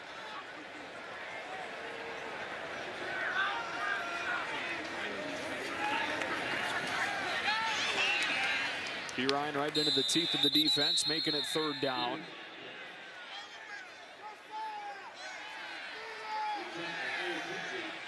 Clock continues to wind. West Virginia has those 2 timeouts, but it looks like Dana Holgorsen waving the white flag, letting it run. When we finish, battle of another couple unbeatens, K-State and Oklahoma State. Something Lincoln Riley, the offensive coordinator for Oklahoma, has done today is put Samaje Perine back in what's called the pistol, where you put him back behind the quarterback in shotgun. It's helped him be able to get a bit more downhill, something they hadn't done a ton in the previous 3 weeks. Go downhill inside the 15, and it's fourth down. You believe Oklahoma's only run 55 plays? It's a bit surprising coming into this game. I think both teams, you would have assumed they would have been around the 70 mark at least, but that's how it works out. 2 high-powered offenses and not much talk about the defense. You better believe both felt the challenge coming into this game to step up,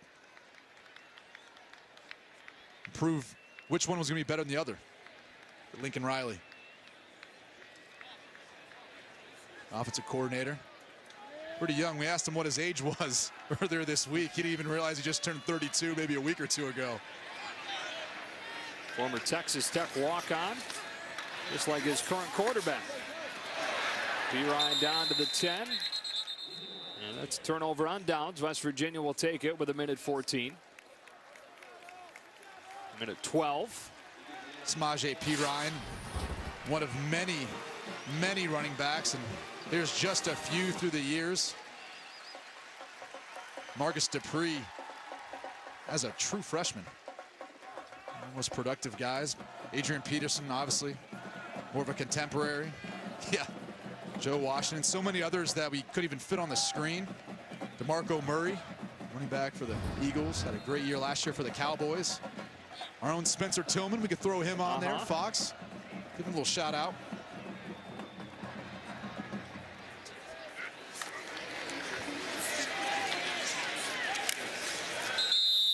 So they'll run this clock down as Shell takes it for a few yards. And this West Virginia team that was facing by far its biggest test yet in its first road game has plenty more difficult challenges coming over this month. I think proved that they are a really good football team today. You get rid of the few turnovers and this is a much different story. Yeah, and it goes back to really the second half at Tennessee. You watch the way Oklahoma fought back, scoring 31 points in that fourth quarter and the 2 overtimes to come back and get a win in Knoxville. One of the toughest places to play in college football. Should have told you a lot about this team. Producer of today's game is Eric Billigmeyer. Jeremy Green, the director. Associate director is Brian Biederman. Broadcast associate Kevin Word. Mike Meza, our computer statistician. Barry Allen and Paul Davis up here in the booth. Don Esposito leads our technical team. Steve Dressman and Jimmy Lucas in our video department. That does it for Oklahoma beating West Virginia 44-24. They move to 4-0 on the season. They hope is a bounce back year here in Norman. Under the direction of that guy through that crowd, Baker Mayfield. It's another Sooner win. More great college football coming up in just a bit. Another undefeated matchup in the Big 12. Kansas State, Oklahoma State. After this break in Los Angeles, Rob Stone will have you ready for Game 2 of our FS1 doubleheader.